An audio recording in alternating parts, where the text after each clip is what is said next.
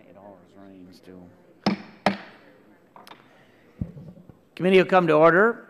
At the conclusion of opening statements yesterday, the chair did call up H.R. 3301, and the bill was open for amendment at any point. The chair recognizes himself to offer an amendment, and the clerk will report the amendment.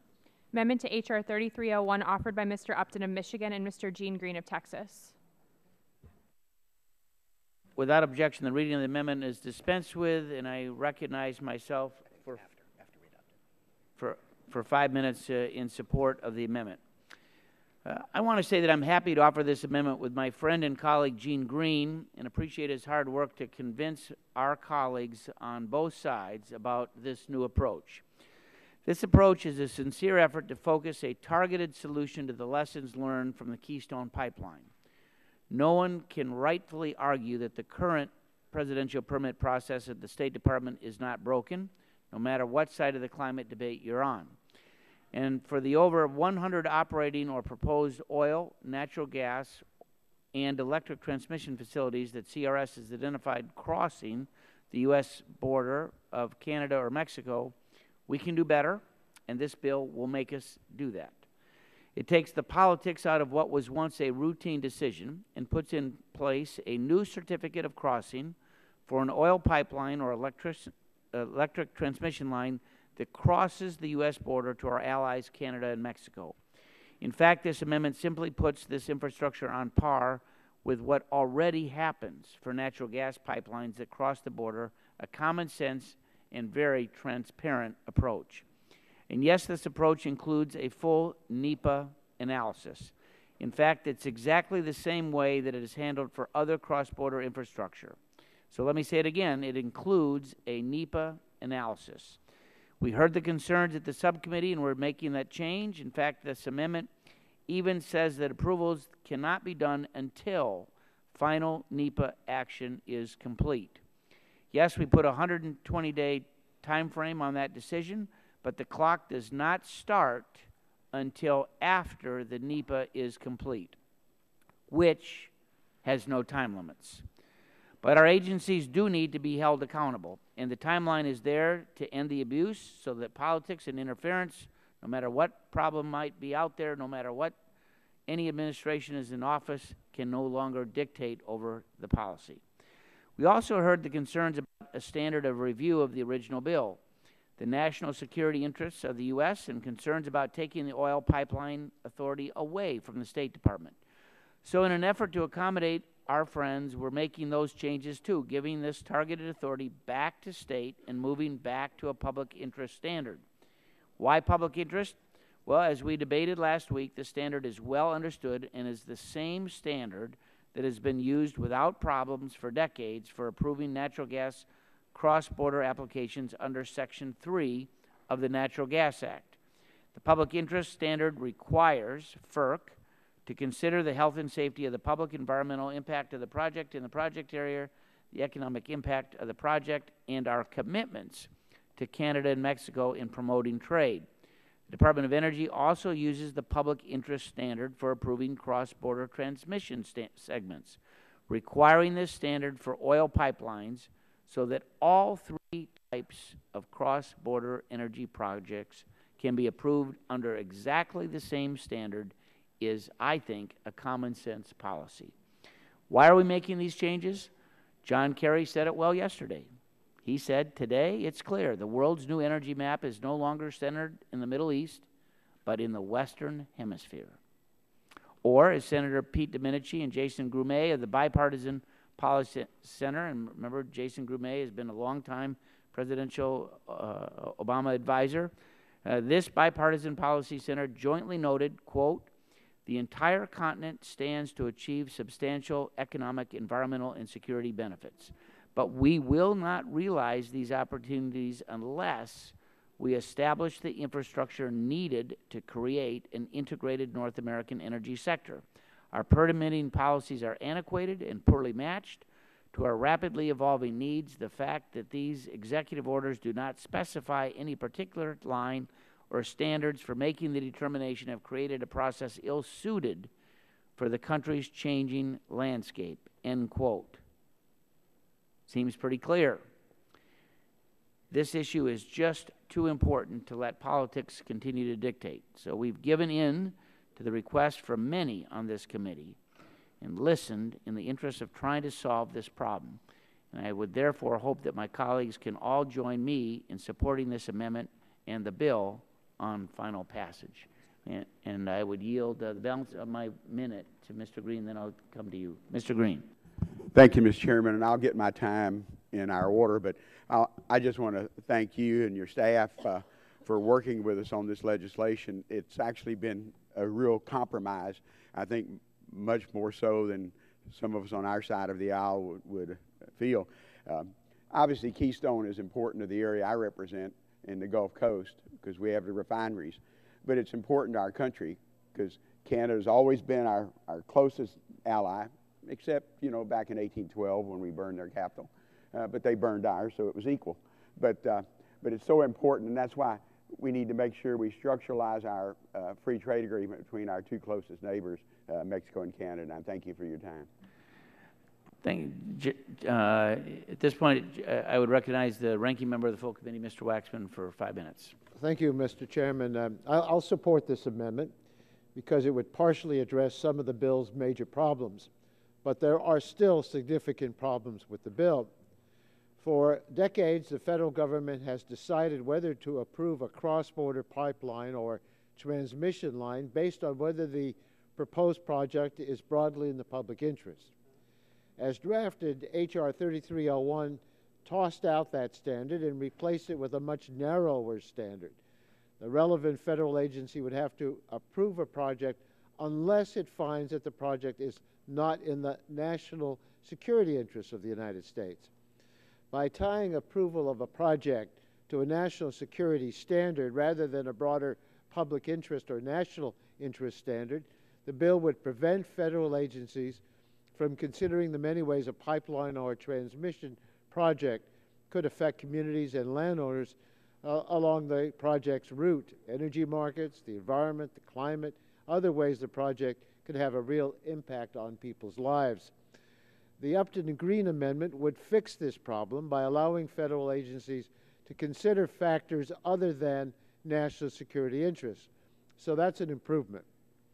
The original bill included a two-pronged assault on effective environmental review of cross-border oil and natural gas pipelines and transmission lines.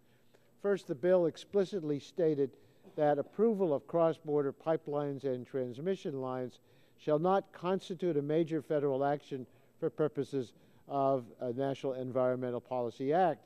And second, the bill set an arbitrary 120-day deadline for agencies to approve projects, which is simply not enough time to perform an adequate environmental review. Either one of these provisions would effectively eliminate federal environmental review of cross-border projects. This amendment would delete the language that explicitly exempts these projects from NEPA review, and it would start a 120-day deadline after NEPA review is complete. But it creates a new problem for environmental review. Under this amendment, instead of conducting an environmental review of the entire length of a pipeline that crosses the border with Canada or Mexico, the NEPA review would be limited to just a small segment of the pipeline crossing the border. That's a dramatic narrowing of the federal environmental review for oil pipelines. For example, under this amendment, the environmental review of the Keystone XL pipeline would only examine the environmental impacts of the little piece of the pipeline that crosses the border with Canada, not the impacts on climate change of moving all of that tar sands oil through the middle of the United States, not the impacts on aquifers or landowners in Nebraska, not the potential public safety or oil spill concerns. The new language is just another way of gutting the federal environmental review for tar sands pipelines. There are other major problems with the bill, even if this amendment passes. The bill would still create a rebuttable presumption that Keystone XL and other tar sands pipelines are in the public interest, tipping the scale in favor of their approval. And if the President rejects Keystone XL or another pipeline because it's not in the national interest, the bill would still allow the rejected applicant to reapply under the new, much weaker process. The bill also continues to exempt major expansions of existing pipelines and reversals of pipeline flows from any approval process at all. And the bill would still allow for unlimited exports of liquefied natural gas through Canada and Mexico with absolutely no controls or conditions. It is fine to adopt this amendment, but I urge my colleagues to continue to oppose this unwise legislation. Gentleman yields back. Other members wishing to speak on the amendment?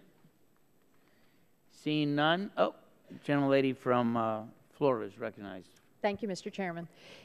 Colleagues, this amendment includes some language that is similar to an amendment I offered during the subcommittee markup where it was rejected. I was planning to offer a similar amendment today to ensure that approval of these cross-boundary projects have to meet a public interest standard. As drafted, H.R. 3301 exempts many cross-border pipelines and transmission projects from the requirement for a presidential permit and changes the permitting criteria for the remainder. Specifically, the bill replaces the requirement that a project be in the public interest or national interest with the requirement that the project be approved unless it is not in the national security interest of the United States. And of course, this would dramatically narrow what can be considered in evaluating these projects to just national security concerns. Of course, national security is a critical consideration, but national security is not the only consideration at stake, and it certainly is not the only thing that matters to states and our local communities. This amendment fixes this problem by broadening the standard for approval from a national security test to a public interest test. That will allow federal agencies to examine the potential impact of these major projects on environmental matters, local concerns, climate change, property rights, pipeline safety, and other important areas of consideration. But this amendment, unfortunately, does not fix other core problems of the bill. The bill still eliminates effective environmental review of major cross-boundary energy projects by narrowing the scope of the review to just the part of the project that crosses the border. And the bill still provides a way for controversial tar sands pipelines, including Keystone, to slip through the back door for approval, even if the administration determines that those pipelines are not in the national interest. This bill creates a presumption that Keystone and other projects are in the national interest, and that is a subtle but significant change that makes it almost a guarantee that these projects will be approved, even if the record is complete and there are dramatic concerns remaining. So while I appreciate my colleagues now agree that we should fix one of the big problems with the bill still would do more harm than good. So I urge my colleagues to continue to oppose the bill. I yield back. Gentlelady yields back. Other members wishing to speak on the amendment? Chair would recognize the gentleman from Texas, Mr. Green. Thank you, Mr. Chairman, and like I said earlier, I appreciate the effort to work together on this substitute. Today in North America, we find an unprecedented opportunity. More than 2 decades after we signed NAFTA, the United States, Canada, and Mexico are at a crossroads once again. In 2015, the United States, through hydraulic fracking, will produce more oil and gas than any other nation. Canada is developing resources that would solidify them as the #1 supplier of crude oil for the United States. Mexico has undergone major changes in their energy sector, and they're on the brink of an energy revolution. Many have spoken about the benefits of a united North American energy sector. Secretary Kerry spoke about this yesterday. Others, including the Council on Foreign Relations, Foreign Affairs, the Washington Post editorial board, the Wall Street Journal, and dozens of former Republican and Democrat administration officials have touted the importance of North American energy. To accomplish this, we need cross-border infrastructure. Believe it or not, the State Department has issued cross-border permits before without much fanfare. The last permit in 2009, the State Department issued stating additional crude oil pipeline capacity will advance the number of strategic interests of the United States. Approval of such sends a positive economic signal about the future reliability and availability of U.S. energy imports and will provide construction jobs for workers in the U.S. In their own national interest determination, the department said, the U.S. will continue to reducing GHGs while conservation and energy efficiency measures like CAFE. Unfortunately, shortly after that, the politics of pipeline decisions and the use of NEPA as a tool of obstruction began. In 2010, when the State Department released its first NEPA analysis of the Keystone XL, the draft was rejected and departments requested to better assess how Canadian policy decisions could affect U.S. energy and climate policy objectives. The State Department has further requested to address potential oil demand scenarios over the 50-year life of the project.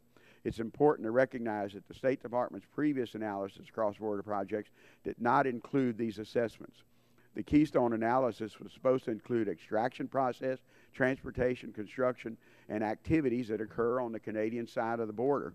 As I mentioned in my opening statement yesterday, the Obama administration has indicated these are not activities intended for assessment under the NEPA. Proponents of H.R. 3301 understand the importance of GHG emissions and their effect on climate change, but it's important to identify the reality of the situation, especially as if we are to assess Canadian policies. Canada has the right to develop their natural resources found within their borders. As our number one supplier of crude oil, Canada would prefer to send that commodity to the United States. And as a sideline, 5 refineries that are in eastern Harris County, in or near our district, were tooled in the 90s to handle heavy Venezuelan crude. We would much rather have that heavier crude coming from Canada.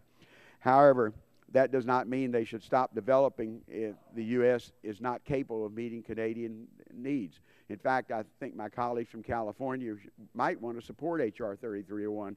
California imports a majority of its oil. If we do not meet the transportation needs of the Canadian energy sector, they will export that oil to China, to dirtier refineries, and then import it back to California. Currently, North American transportation needs are being met by trains and trucks. This is because of NAFTA. Commodities can enter our country by way of rail or road because of the existing free trade agreement. Rails and highways are built with a focused NEPA review. Pipelines are needed to fully utilize the potential of the North American energy. And I've said it before, I can have a 1,000-car train filled with Canadian crude and bring it across the border right now without a permit. But to build a pipeline, it takes us 5 years to get a permit. It's estimated that the industry will invest $200 billion by 2035 in energy infrastructure. In 2013, 2 million jobs were created and sustained by $2.27 trillion in exports, led by energy.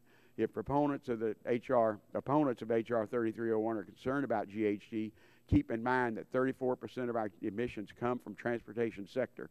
If opponents of H.R. 3301 are concerned about safety, know that from 2009 to 2013, rail cars carrying oil increased from 10,000 cars to 400,000 cars. However, 3301 is not about rail versus pipeline. Rail is needed now more than ever, even to move more commodities and people around our country. The demand is simply too high for rail to handle all the energy transportation needs. That's why H.R. 3301 is a parity.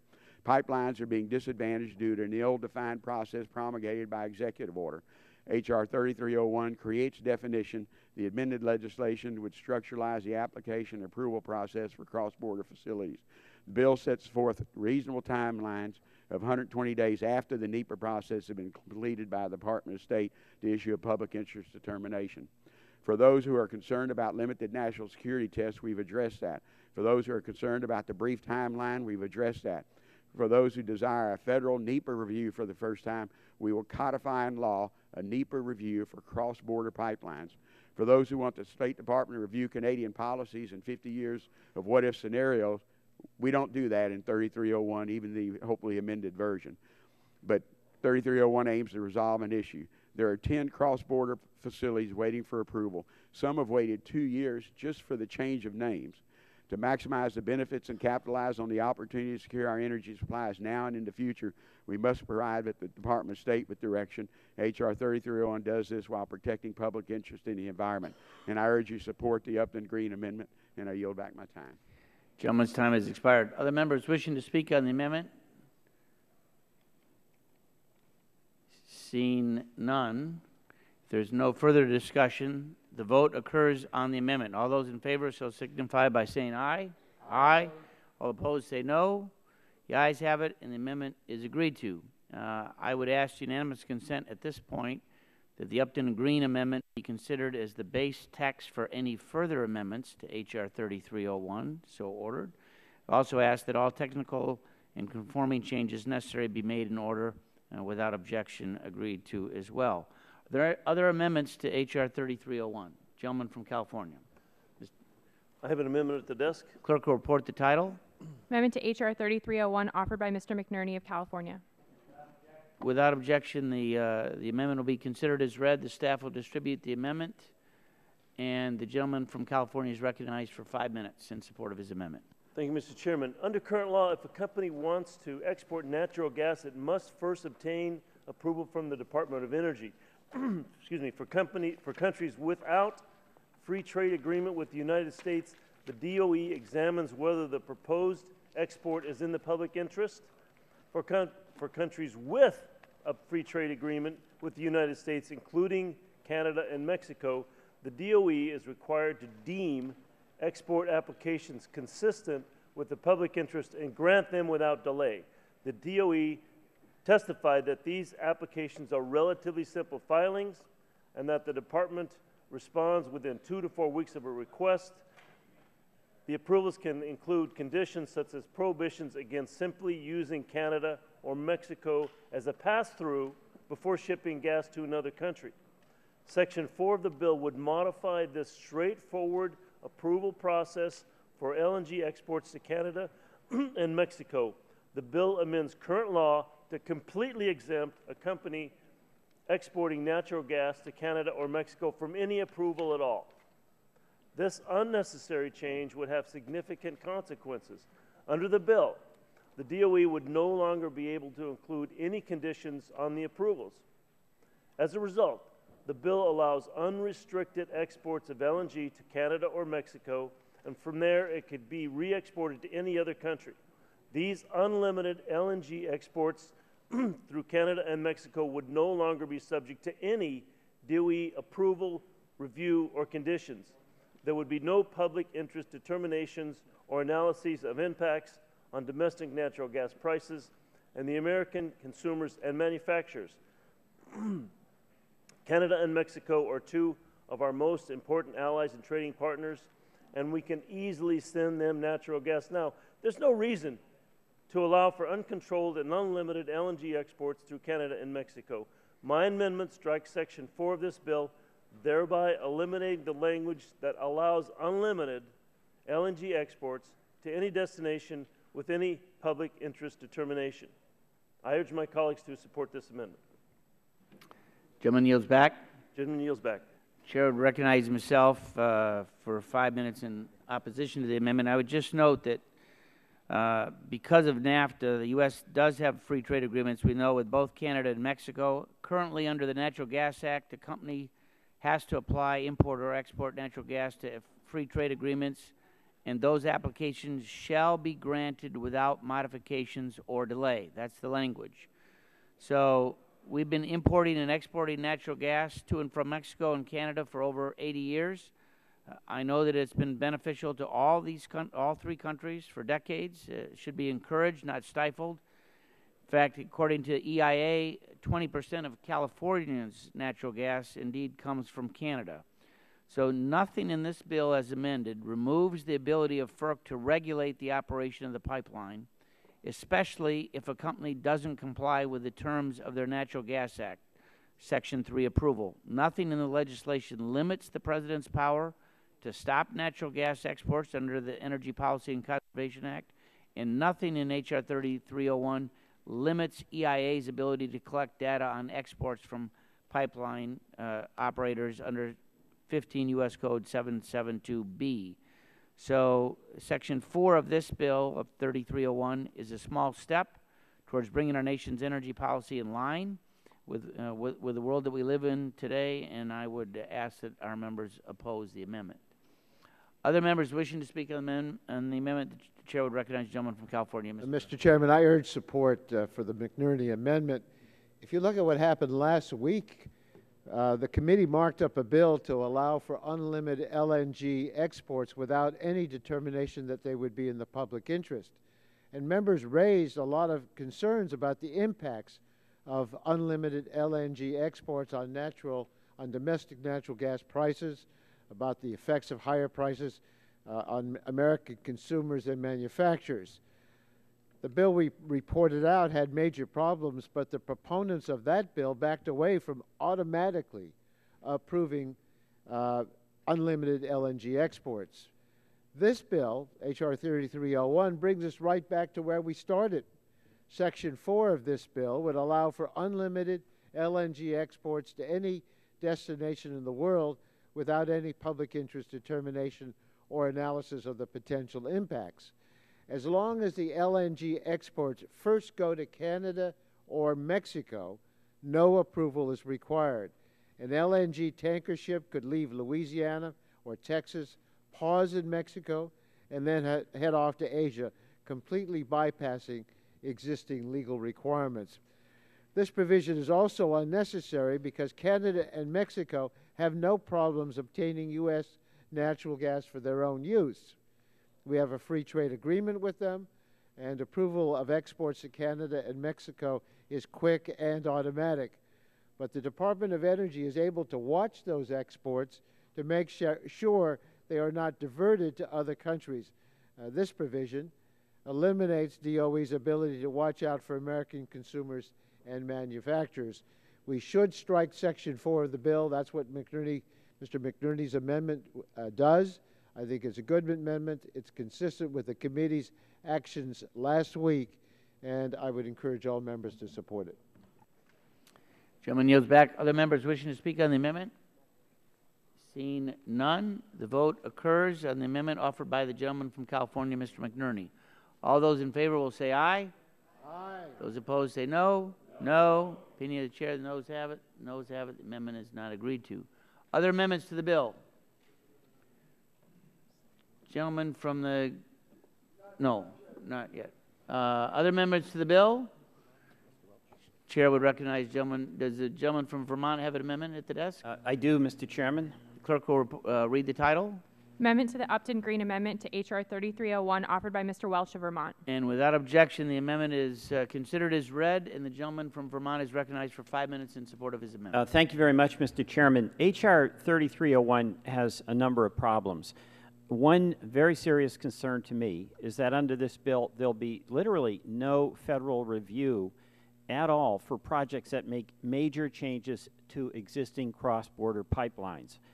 The bill, as you know, provides a blanket exemption from federal review for every pipeline modification, no matter how large, how significant, or how controversial.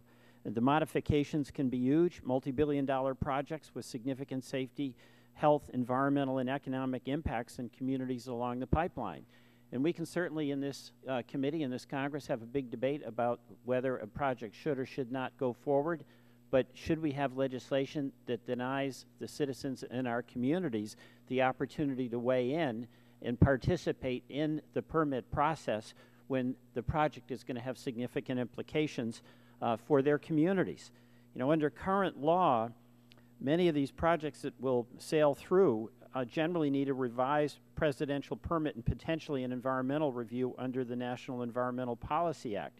And this does ensure that project impacts are understood, allows public participation, allows the federal government to set permit conditions, including safety measures that are necessary to protect landowners. Under this bill, H.R. 3301, all of these safeguards would be extinguished. The bill exempts all pipeline modifications from the requirement to obtain a presidential permit. This should alarm and does alarm communities that are traversed by cross-border pipelines. And it's a very significant concern for citizens in my home state of Vermont. Vermont is home to a stretch of the Portland-Montreal pipeline. And that was built to transport light sweet crude oil from Maine across New Hampshire and Vermont to Montreal, Canada. And there are growing indications now that some intend to reverse the flow of this pipeline to transport 600,000 barrels a day of Canadian tar sands crude in the other direction, from Canada across Vermont to the coast of Maine. Now, that raises a lot of concerns to people in my community as well as other states. For one, a spill of that heavy tar sands oil would cause incredible damage, much worse than anything that could occur with a spill of light sweet crude. Vermonters are further concerned that reversing the pipeline will accelerate the development of the Canadian tar sands. And again, we can have a debate about that. We do have different points of view on that. But should anybody be denied the opportunity of public participation in that debate? 42 of the towns and municipalities in my state of Vermont have passed resolutions opposing this project. Let's let them have a hearing in the existing permit process. But H.R. 3301 would require no federal review at all. It's a blanket exemption, and it's as though by exempting from consideration any issues related to environment or health or safety, there aren't issues of environment or health and safety. And it'd be a great world if that's all it took. We passed a law saying there shall be no spills, but it doesn't work that way. The bill sponsors say that it makes no sense to require a presidential permit review for changes in pipeline ownership. I agree with that. My amendment would still exempt all such minor modifications to existing projects, but major modifications, such as increasing a pipeline's volume, expanding its physical infrastructure, or reversing its flow can and do pose significant risk. Under my amendment, major modifications would continue to be subject to federal review. Information on project impacts would be developed and the public would not be shut out. This won't fix all the problems of the bill, but it's a significant improvement, and I urge all members to support my amendment. I yield back. Gentleman yields back. The chair would recognize himself for 5 minutes. I would just say to the gentleman from Vermont, I appreciate your amendment. We didn't see it until last night. It was not considered in the subcommittee markup or hearing that we had before. I would ask, I understand your concerns, and I'm willing to work with the gentleman. This amendment we can't accept the way that it is, particularly as it relates to the definition of what is a minor modification. And I would perhaps ask the gentleman if he might withdraw the amendment, and we will in earnest try to work with the gentleman between the time this bill gets scheduled for the floor. It's not going to be up for probably at least a month, and give us a little time to perhaps to work on a proposal that we both can accept. But in current form, we can't accept it, and the gentleman is entitled to do whatever he wants. But I'd just make that offer if the gentleman might withdraw it, and we'll work in good faith. You know what, Mr. Chairman? If you say you'll work in good faith, you will work in good faith. Yeah. So I'm willing to take that proposal. Would the chairman yield? Unless, yes. Yeah, I'll be glad. Just for a sec. Chair would yield to the gentleman from Illinois. I just want to include, there is a problem with the vague language of minor modifications.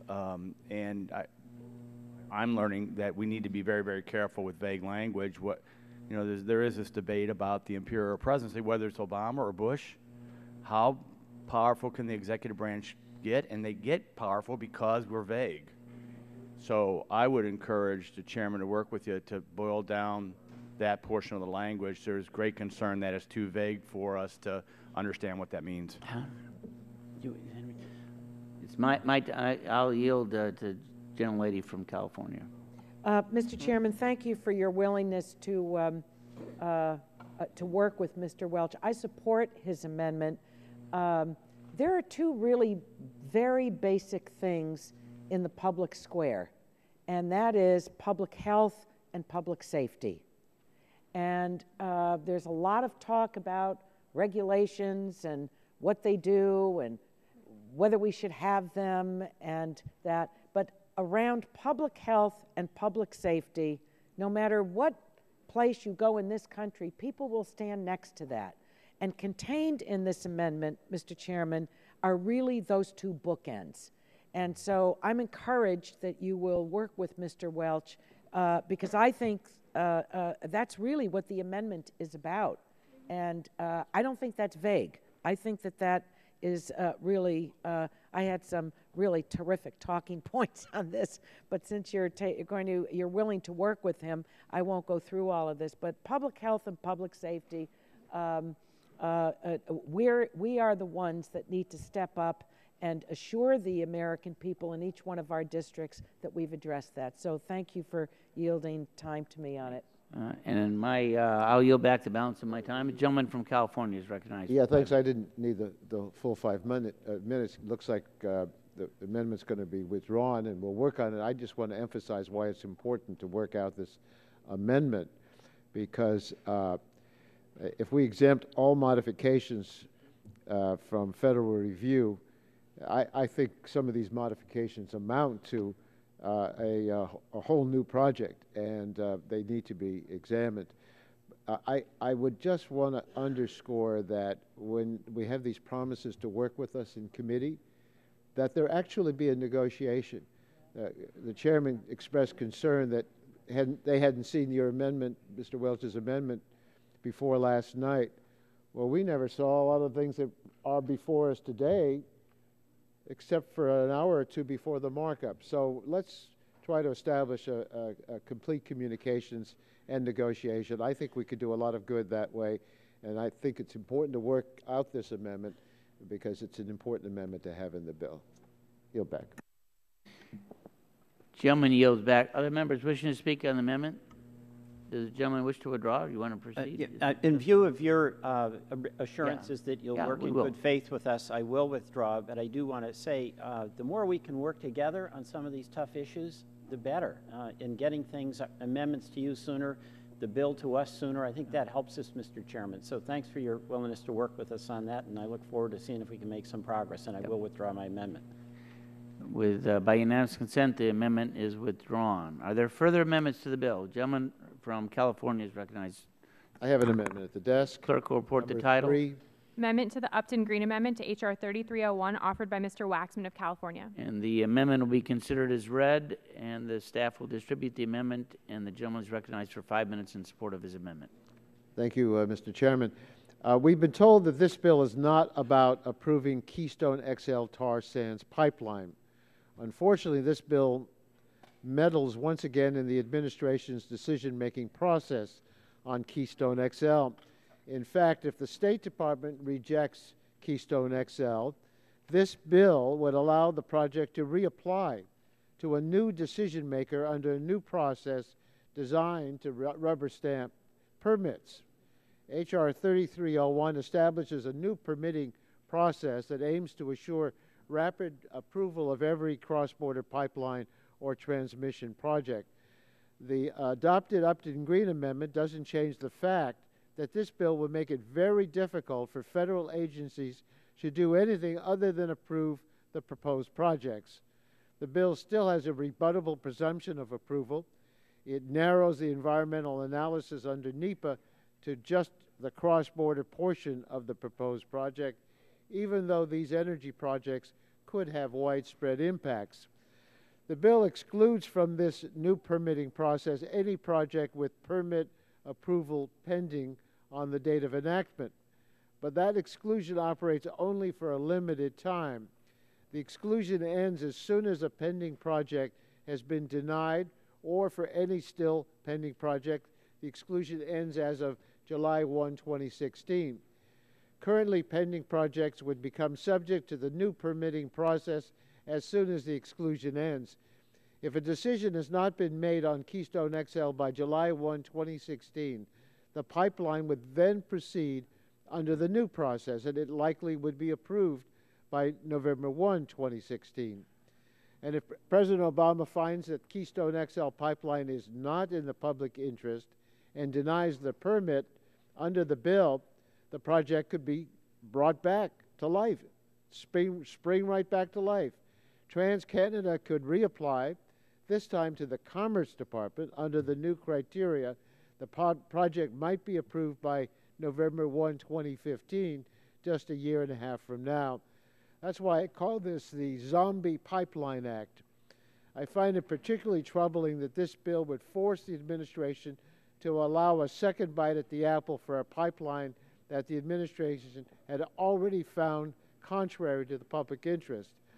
Keystone XL is a massive multi-billion-dollar project that will seize land from thousands of American landowners and transport a hazardous substance across the United States for the benefit of a foreign country. The project will facilitate more rapid expansion of the tar sands, the dirtiest source of crude available with respect to carbon pollution. This project will be in place for 50 to 100 years, and its effects could last even longer. Yet even if the President finds that permitting the Keystone XL pipeline is not in the best interest of the American people, H.R. 3301 won't take no for an answer. My amendment fixes only one of the many problems with this bill, and even if it's adopted, I will still oppose the bill, absent other changes. But this amendment asks the bill's sponsors to put their money where their mouth is. If you want to leave Keystone XL alone, you need to provide a real exemption for pending projects. And that's all my amendment would do. It doesn't affect any other aspect of the bill. Whether you support or oppose Keystone XL, this amendment would simply leave the decision to the current process. And if H.R. 3301 is really about driving approval of every proposed pipeline, including Keystone XL, then you should oppose my amendment. But if you vote no, please don't try to tell us this bill isn't about Keystone XL. So I urge support for this amendment. Gentleman yields back, and Chair would recognize himself in opposition to the amendment. Now, I would note that there are more than a dozen applications that are currently pending, not only for new oil pipeline presidential permits, but also for natural gas pipelines and transmission lines. So the unintended consequence of this amendment would mean that projects that could bring more electricity to states like New York and New Hampshire and other states would forever be barred from being approved. According to CRS, there are currently 2 applications pending for natural gas pipelines, 4 applications pending for new transmission lines, and 1 application pending for a new oil pipeline. There are many more applications pending for new presidential permits for existing projects across both borders that would be impacted by the amendment, and that is why I would urge my colleagues to vote no on this amendment. Other members wishing to speak? Chair would recognize the gentleman from New York for 5 minutes. Thank you, Mr. Chair. I support Mr. Waxman's amendment.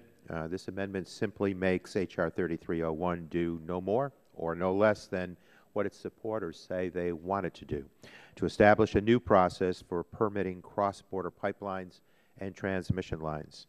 That new process should apply prospectively.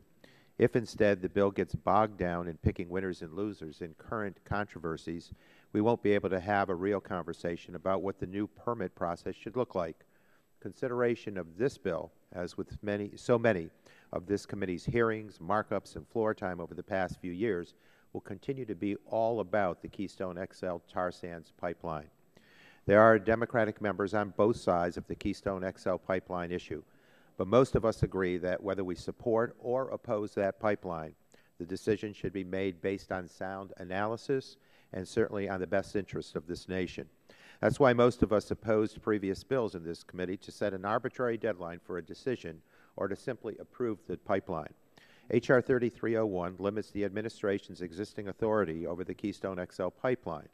It purports to exempt pending projects such as Keystone XL from the new permit process established under the bill. But Keystone XL is only exempt if the President approves the project and does so before July 1st of 2016. After that date, H.R. 3301 provides that Keystone XL would be subject to the new permitting process. And if the President rejects Keystone XL, TransCanada could reapply and would be subject to the new permitting process even sooner, as of July 1 of 2015. My colleagues across the aisle say they don't intend this bill to be about Keystone XL, and I take them at their word. They say they just want Congress to set up a process for approval of cross-border energy projects. Unfortunately, the text of this bill doesn't match their intent. So let's vote for Mr. Waxman's amendment and take Keystone XL out of this discussion, and I urge my colleagues to vote yes on this amendment, and I yield back, Mr. Chair. Gentleman yields back. Other members wishing to speak on the amendment?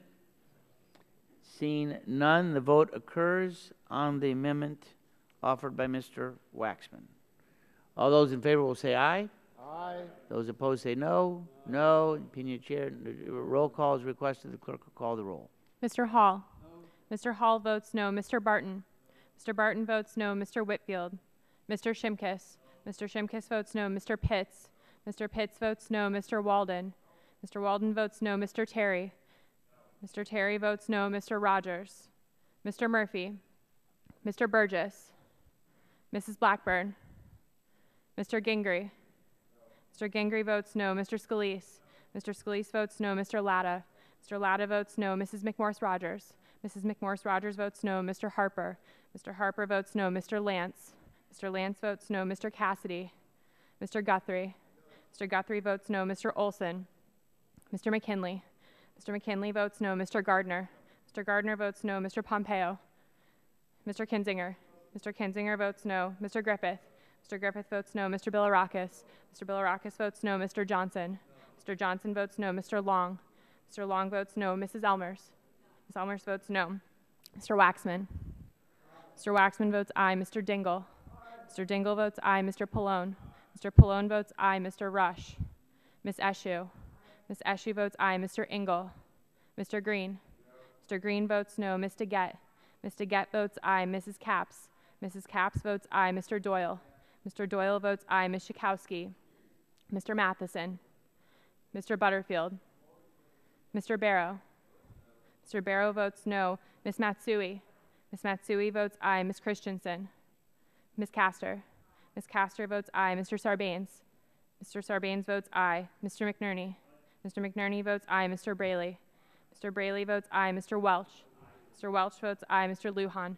Mr. Lujan votes aye. Mr. Tonko. Mr. Tonko votes aye. Mr. Yarmouth.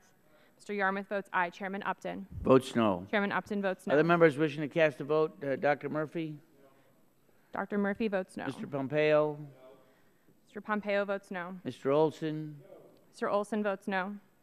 Other members wishing to cast a vote? Seeing none, the clerk will report the tally. Mr.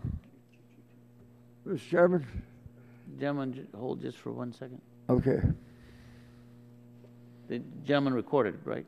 I have an amendment that I'd Yeah, like to offer. just wait till we do this vote, and then I'll recognize you. Mr. Chairman, on that vote, there were 16 ayes and 27 nays. 16 ayes, 27 nays. The amendment is not agreed to. Are there further amendments to the bill? The chair would recognize the gentleman from the great state of Michigan. I thank you, Mr. Chairman, and I begin by Well, the gentleman, commending you for the fairness, which you have engaged here today. I have an amendment which I offer at this particular time. clerk will report the title of the amendment. Amendment to the Upton I Green. ask unanimous consent that the reading of the amendment be dispensed Without with. objection, the reading of the amendment is completed. The staff will distribute the amendment, and the gentleman from the great state of Michigan is recognized for 5 minutes in support of his amendment. While the amendment is being passed out, Mr. Chairman, I will begin by thanking both you and Mr. Green for your introduction to the legislation. I believe you've made a very serious and sincere effort to address the uncertainties surrounding the process. And while I appreciate your efforts to find a middle ground, I continue to have concerns about this bill. As the House author of NEPA years ago, I can tell you that it was created to provide transparency so that people would know what the impact of a project would be on their communities and upon their lives. However, H.R. 3301 will circumvent that transparency, making our lands vulnerable to spills, leaks, and other pipeline hazards. You and I have recently had an experience, Mr. Chairman, with what happens when there is carelessness in the operation of a pipeline, or when there is a spill or some kind of unfortunate event associated with the operation of the pipeline. This amendment is offered so that we can make certain that proper diligence is given to protect the public's interests.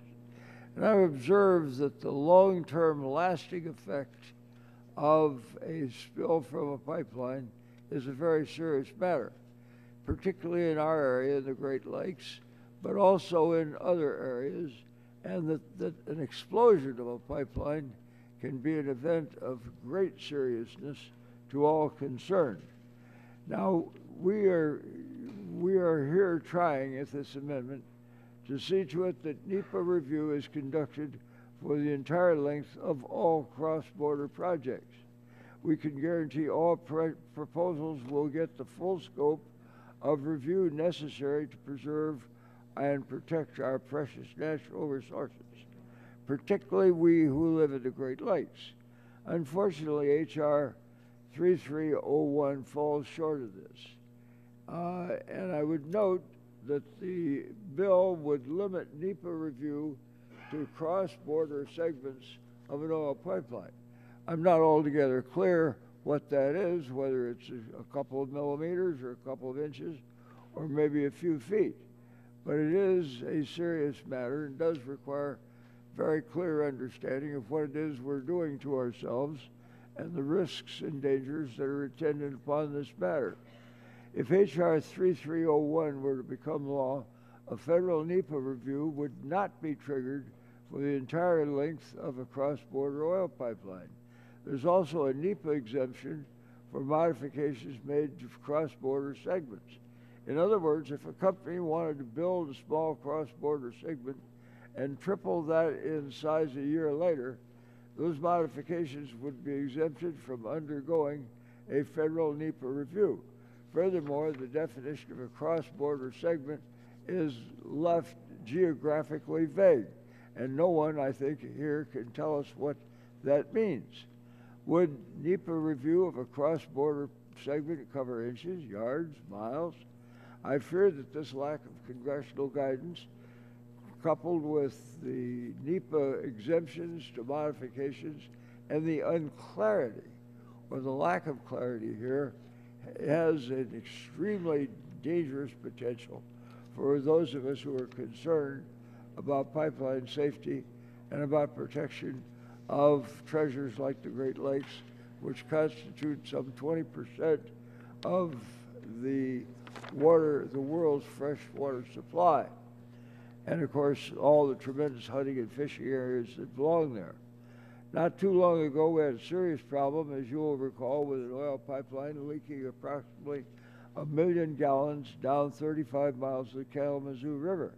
My concern is that if this pipeline had been crossing the Detroit River or the St. Clair River, what would have happened?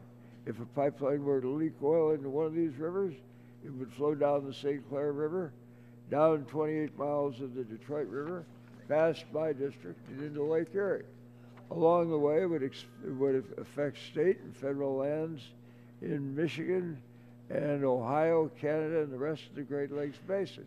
It would also have a significant adverse potential on fish, wildlife, the health of our people, and of course also the risk to people who would be dependent on that for water and water supplies. Oil, electric, and natural gas projects create a lot of good American jobs. And I want to see to it that when we do these things, we do them carefully so that we're not setting ourselves up with some kind of awful consequences because we didn't do this thing carefully enough in the beginning. I urge my colleagues to support the amendment, and I yield back the balance of my Gentlemen, back. I recognize myself for 5 minutes in opposition to the amendment. I just want to say I appreciate the gentleman's kind words, and yes, we did work very closely together, the two of us, and really every member of this committee when we saw the enactment signed by President Obama on the pipeline safety bill in the last sessions of Congress, which remains in effect today and will be reauthorized, I believe, next year or so. But what I'm concerned about with this amendment is that you're asking for a federal siting authority for oil pipelines, which does not currently exist. Would also trigger federal eminent domain authority. This bill, H.R. 3301's establishment of a certificate of crossing for the cross-border segment of a project in corresponding federal review is aligned with FERC and DOE precedent for approving cross-border natural gas pipelines and certain electricity electric transmission facilities. But when a natural gas pipeline operator applies for a cross-border natural gas pipeline approval under Section 3 of the Natural Gas Act, it triggers a NEPA review on the border facilities. And although FERC is given discretion on the precise boundaries, it's understood that this is a border facility and the NEPA focus is on that area. If a company also applies for Section 7 interstate pipeline permit, then the NEPA extends to cover that too. So I don't think this amendment is necessary at all, and I would urge my colleagues to respectfully oppose it, and would yield back the balance of my time. Recognize the gentleman from California, Mr. Waxman. Mr. Chairman, with all due respect, I disagree with you, and I do support the Dingell amendment. The underlying bill, H.R. 3301, makes an end run around NEPA. The Upton Green amendment purports to fix the bill's NEPA problems, but unfortunately these changes are only cosmetic. The amendment simply finds a new way to eliminate any meaningful review of the environmental impacts of large transboundary infrastructure projects. So under the Upton Green amendment, which has now been adopted and that's part of the bill, we redefine and significantly narrow the scope of NEPA's environmental review. While NEPA review is supposed to look at the impacts of an entire project, the Upton Green amendment restricts NEPA review to only that small portion of a project that physically crosses the border. That just doesn't make any sense. These massive projects are more than just a border crossing. When we approve a transboundary pipeline or transmission line, we're approving multi-billion-dollar infrastructure that may stretch hundreds of miles and will last for decades. These projects pass through private property and sensitive lands and over aquifers. They transport hazardous substances that, if spilled or ignited, can cause serious damage. Before making decisions about whether to approve such projects, we need to carefully consider their potential impacts on the environment and on communities along the route. And we should be looking at the effects of the project as a whole. That's not what the Upton Green amendment provides. And I think the Dingell amendment corrects this problem. It doesn't cure all the issues with the legislation itself, but I think it's an important amendment, and I would urge its support. Gentleman yields back. Other Chair would recognize the gentleman from Illinois, Mr. Shimkus. Thank you, Mr. Chairman. I respectfully disagree. I think the Upton and Green amendment does exactly what it says it's going to do, and you know, because some opponents have tried to claim the bill exempts cross-border energy infrastructure from all environmental laws and permitting requirements, including NEPA. That's just not true. However, the amendment to the bill preserves NEPA. That's exactly what Upton Green did. Specifically, it provides a certificate of crossing cannot be issued until final NEPA action has been taken. Moreover, the bill as revised does not limit the time. I wish it did. My preference would be that there be a limited time and that we would move expeditiously, but this bill and Upton Green has no shot clock on the cross-border segment. Nothing in this bill would limit the application of NEPA to the rest of the project. So, for example, if a project requires a right-of-way across federal lands, NEPA would likely apply to the right-of-way approval. I could go on longer, but for the record, you know, that needs to be placed, and I yield back. Gentleman yields back. Other members, Chair would recognize the gentleman from Texas, Mr. Green. Mr. Doyle. I looked. The gentleman Mr. Doyle from Pennsylvania is recognized for 5 minutes. Okay, I need you. Don't confuse me with being from Texas. Thank you, Mr. Chairman. I'd like to yield my time to Mr. Dingell. The gentleman for his kindness to me, and I think both my good friend the chairman and my dear friend Mr. Shimkus have made the case. First of all, there is now not adequate protection with regard to oil pipelines. This would assure that there is no new protection for oil pipelines, and that oil pipelines continue to hold the inherent lack of safety which is there.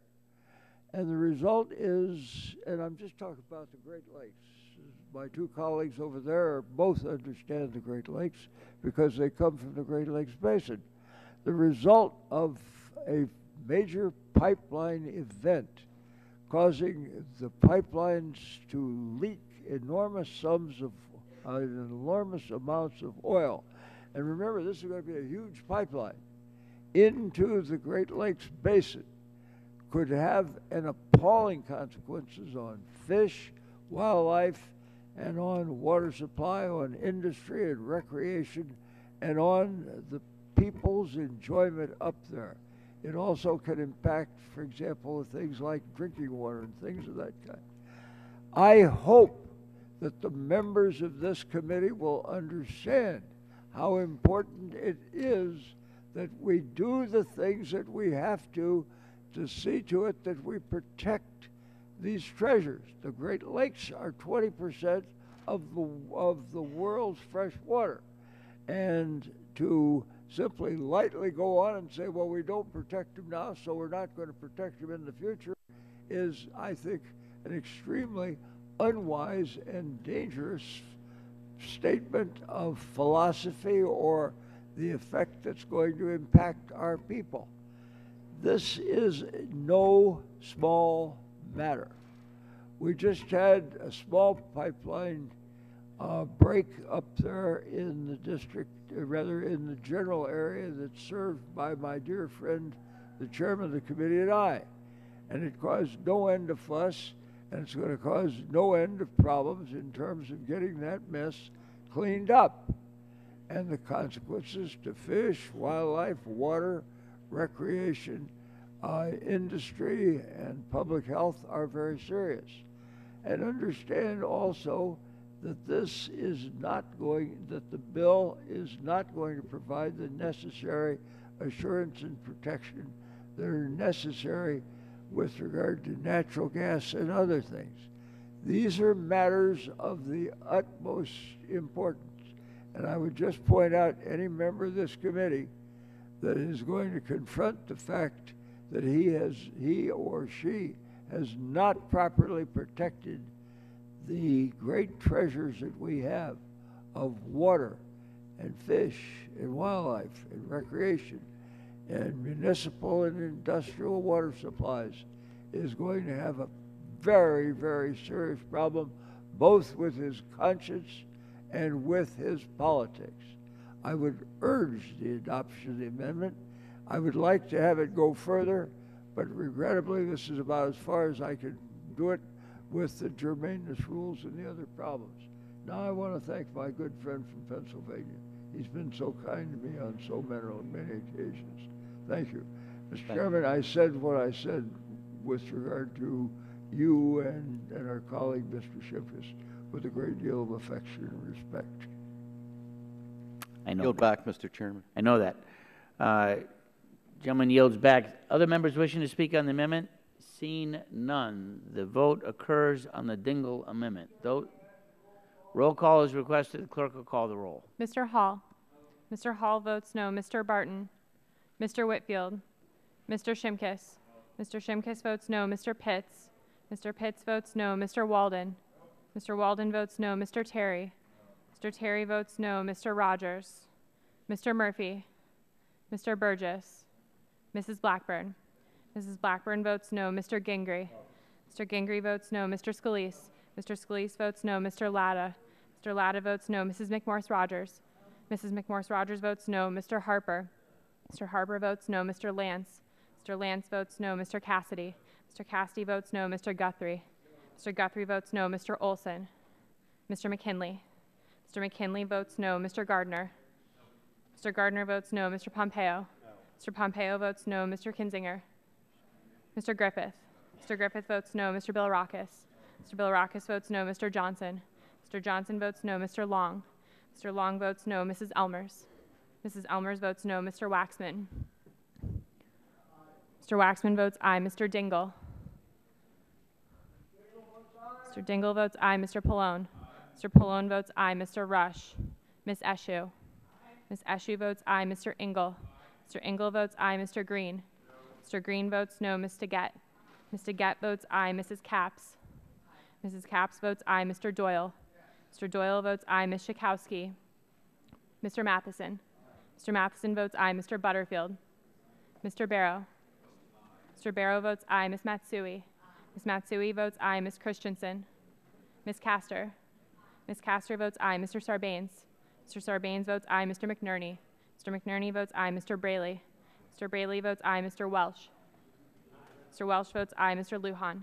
Mr. Lujan votes aye. Mr. Tonko. Mr. Tonko votes aye. Mr. Yarmouth. Mr. Yarmouth votes aye. Chairman Upton. Votes no. Chairman Upton votes no. Other members wishing to cast a vote? Gentleman, Mr. Olson?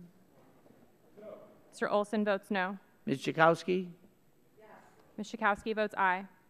Dr. Murphy? Mr. Murphy votes no. Other members seeking to cast a vote? Mr. Barton? No. No, it's the Dingell Amendment. Yeah. Mr. Barton votes no. I was answering this question. Other members wishing to cast a vote on the Dingell Amendment? Seeing none, the clerk will report the tally.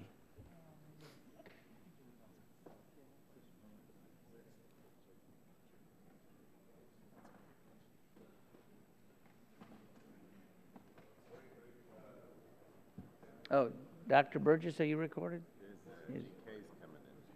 Oh. Mr. Butterfield? Mr. Butterfield votes aye. Other members, Mr. Kinzinger? Mr. Kinzinger votes no. Dr. Burgess? Dr. Burgess votes no. Other members? Seeing none, the clerk will report the tally.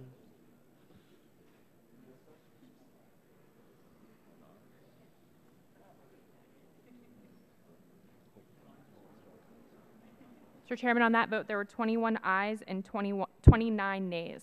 21 ayes, 29 nays. The amendment offered by the gentleman from Michigan is not agreed to. Are there further amendments to the bill? Seeing none, the question now occurs on favorably reporting H.R. 3301 as amended to the House. All those in favor shall signify by saying aye. Aye. All those opposed say no. No. Ayes appear to have it. Yeah, roll call is requested. The clerk will call the roll. Final Mr. passage. Hall. Aye. Mr. Hall votes aye. Mr. Barton. Mr. Barton votes aye. Mr. Whitfield. Mr. Shimkus. Mr. Shimkus votes aye. Mr. Pitts. Mr. Pitts votes aye. Mr. Walden. Mr. Walden votes aye. Mr. Terry. Mr. Terry votes aye. Mr. Rogers. Mr. Murphy. Mr. Murphy votes aye. Mr. Burgess. Mr. Burgess votes aye. Mrs. Blackburn. Mrs. Blackburn votes aye. Mr. Gingrey. Mr. Gingrey votes aye. Mr. Scalise. Mr. Scalise votes aye. Mr. Latta. Mr. Latta votes aye. Mrs. McMorse Rogers. Mrs. McMorse Rogers votes aye. Mr. Harper. Mr. Harper votes aye. Mr. Lance. Mr. Lance votes aye. Mr. Cassidy. Mr. Cassidy votes aye. Mr. Guthrie. Mr. Guthrie votes aye. Mr. Olson. Mr. Olson votes aye. Mr. McKinley. Mr. McKinley votes aye. Mr. Gardner. Mr. Gardner votes aye. Mr. Pompeo. Mr. Pompeo votes aye. Mr. Kinzinger. Mr. Kinzinger votes aye. Mr. Griffith. Mr. Griffith votes aye. Mr. Bilirakis. Mr. Bilirakis votes aye. Mr. Johnson. Mr. Johnson votes aye. Mr. Long. Mr. Long votes aye. Mrs. Elmers. Mrs. Elmers votes aye. Mr. Waxman. Mr. Waxman votes no. Mr. Dingell. Mr. Dingell votes no. Mr. Pallone. Mr. Pallone votes no. Mr. Rush. Ms. Eshoo. Ms. Eshoo votes no. Mr. Engel. Mr. Engel votes no. Mr. Green. Mr. Green votes aye. Mr. Gett. Mr. Gett votes no. Mrs. Capps. Mrs. Capps votes no. Mr. Doyle. Mr. Doyle votes no. Ms. Schakowsky. Ms. Schakowsky votes no. Mr. Matheson. Mr. Matheson votes aye. Mr. Butterfield. Mr. Butterfield votes no. Mr. Barrow. Mr. Barrow votes aye. Ms. Matsui. Ms. Matsui votes no. Ms. Christensen. Ms. Castor. Ms. Castor votes no. Mr. Sarbanes. Mr. Sarbanes votes no. Mr. McNerney. Mr. McNerney votes no. Mr. Braley. Mr. Braley votes no. Mr. Welsh. Mr. Welsh votes no. Mr. Lujan. Mr. Lujan votes no. Mr. Tonko. Mr. Tonko votes no. Mr. Yarmouth. Mr. Yarmouth votes no. Chairman Upton. Votes aye. Chairman Upton votes aye. Are there other members wishing to cast a vote on this bill as amended? Seeing none, the clerk will report the tally.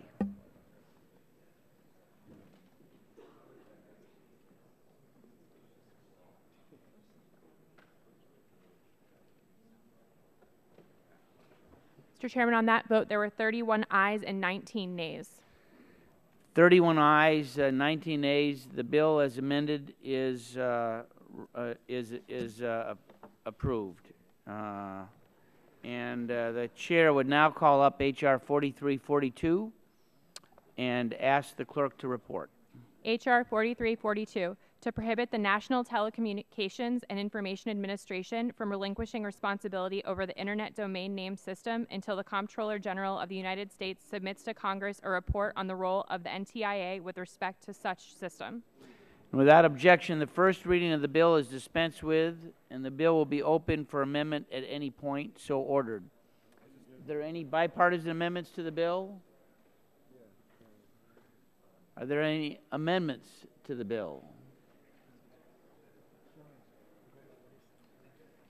Seeing where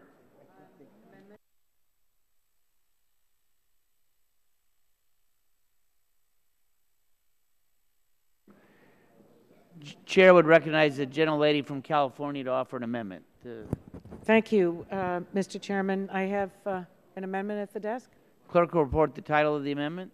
Amendment in the nature of a substitute to H.R. 4342 offered by Ms. Eshoo. And the amendment will be considered as read. Staff will distribute the amendments, and the gentlelady is recognized for 5 minutes in support of her amendment. Thank you again, Mr. Chairman. I don't think the committee is in order, Mr. Chairman. Gentlelady is correct.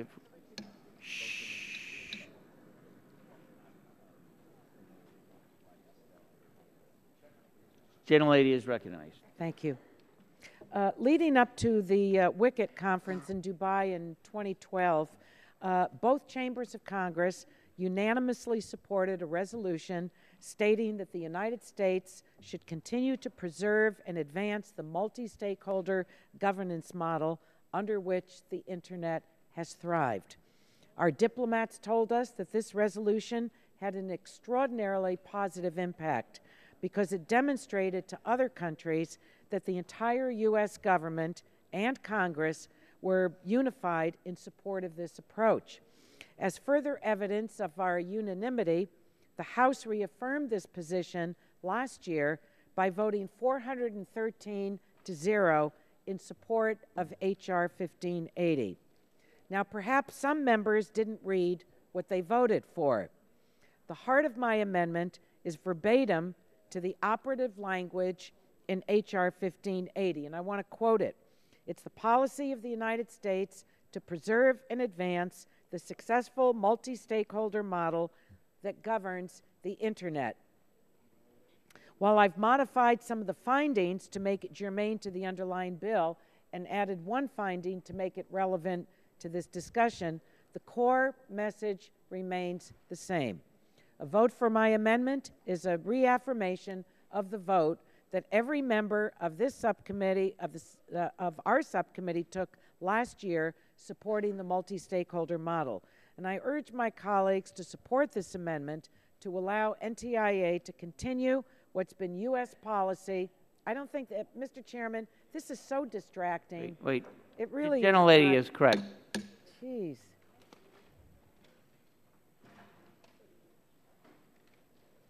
Thank you, Mr. Chairman. I raise that because really, if people don't want to pay attention to what each member is saying, and you haven't read the amendment, then how do we make a determination of what the heck we're voting on?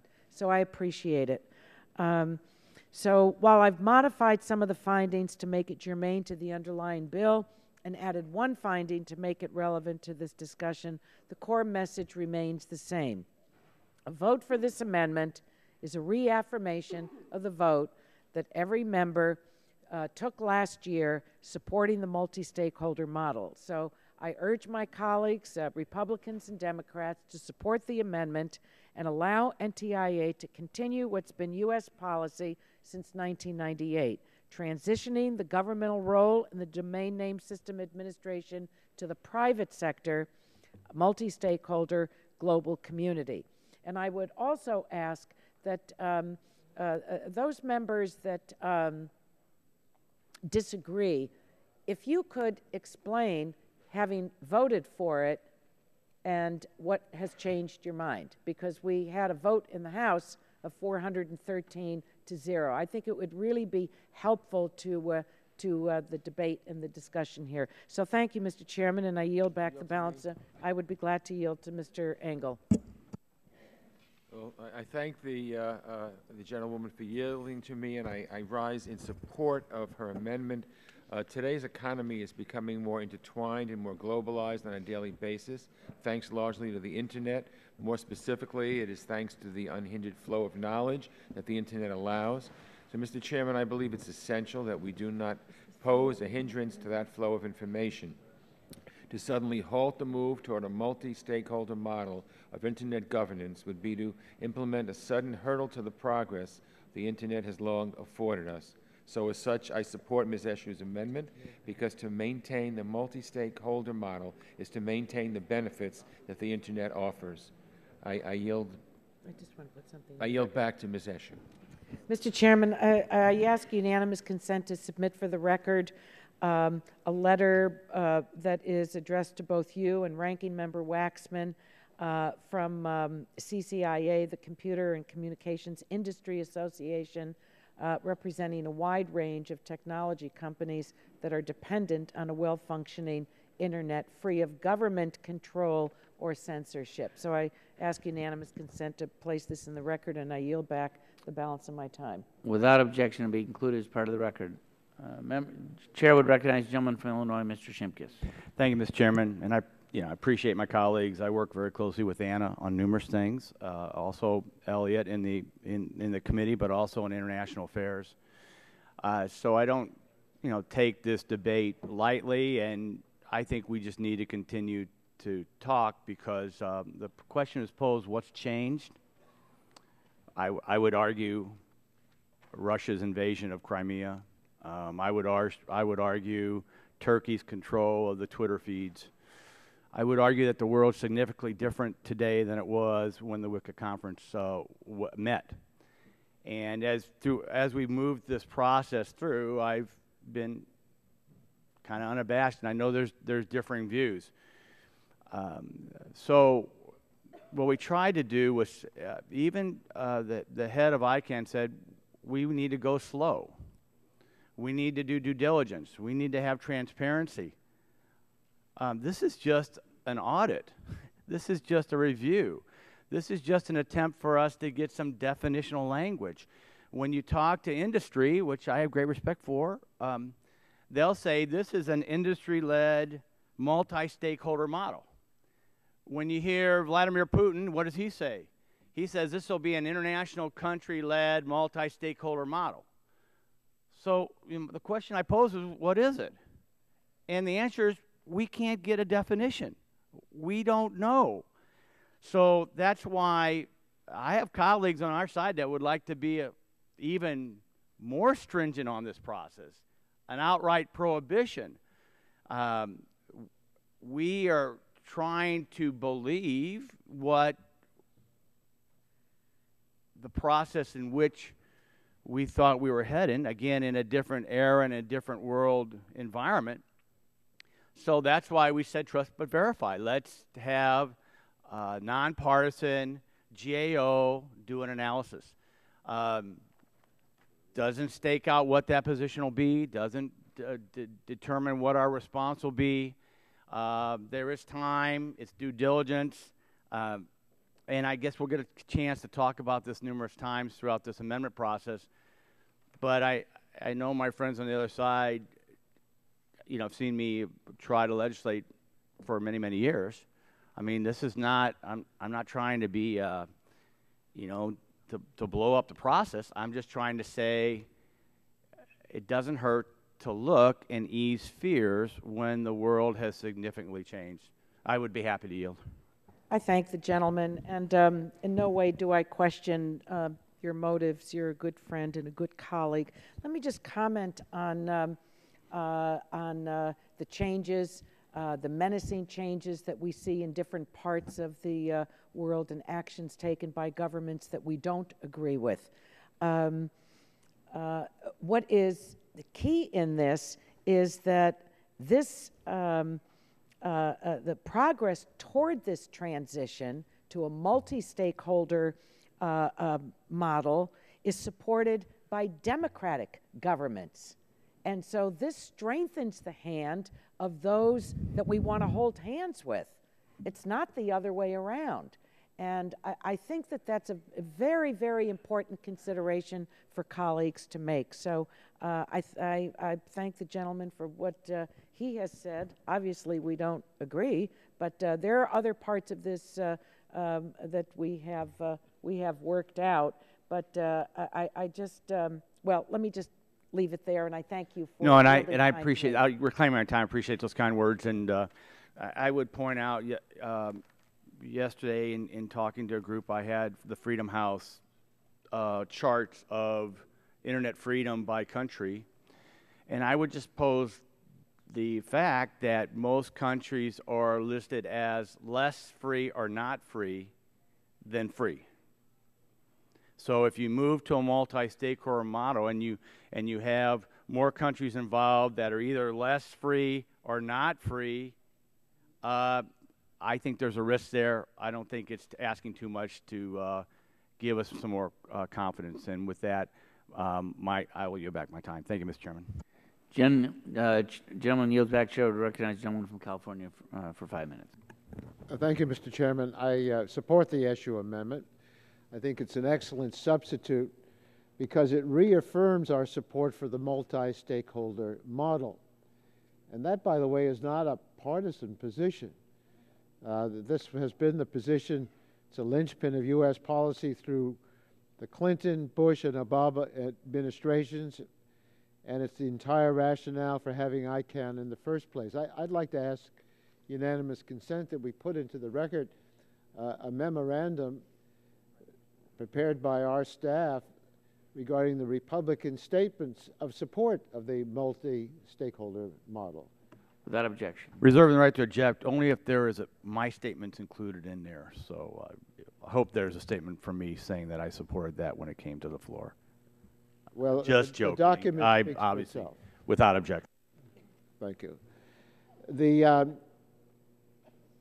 NTIA's recent transition announcement is part of a 16-year-long effort to move management of the domain name system away from governments and into the private sector. And this objective has been bipartisan. The diplomats who have fought hard to preserve internet freedom from governmental control in global forums tell us that having this transition is a critical continuation of our efforts to build upon the success of the multi-stakeholder model of internet governance. And we should stand united in support of this transition and reaffirm our commitment to this model within this new context. And Ms. Eshoo's amendment offers an opportunity to do precisely that. We've heard the specter of Russia or China taking over the internet. The threats against internet openness are real, but claiming this bill does anything to address them is plain false. Under what plausible scenario would the supposed Chinese internet takeover be stopped by a bill that seeks to delay the end of the IANA contract? How exactly would GAO's examination help convince Russia to give up its attempts to wrestle away control from ICANN? Those of my colleagues who support this bill either show a lack of understanding of what the NTIA contract actually does or a lack of confidence in the multi-stakeholder model and its ability to resist governmental control.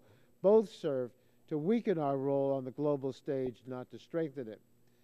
The best defense we can have against a governmental takeover of the domain name system is to empower our allies in the multi-stakeholder process. And now is the time to continue our unwavering support of that model.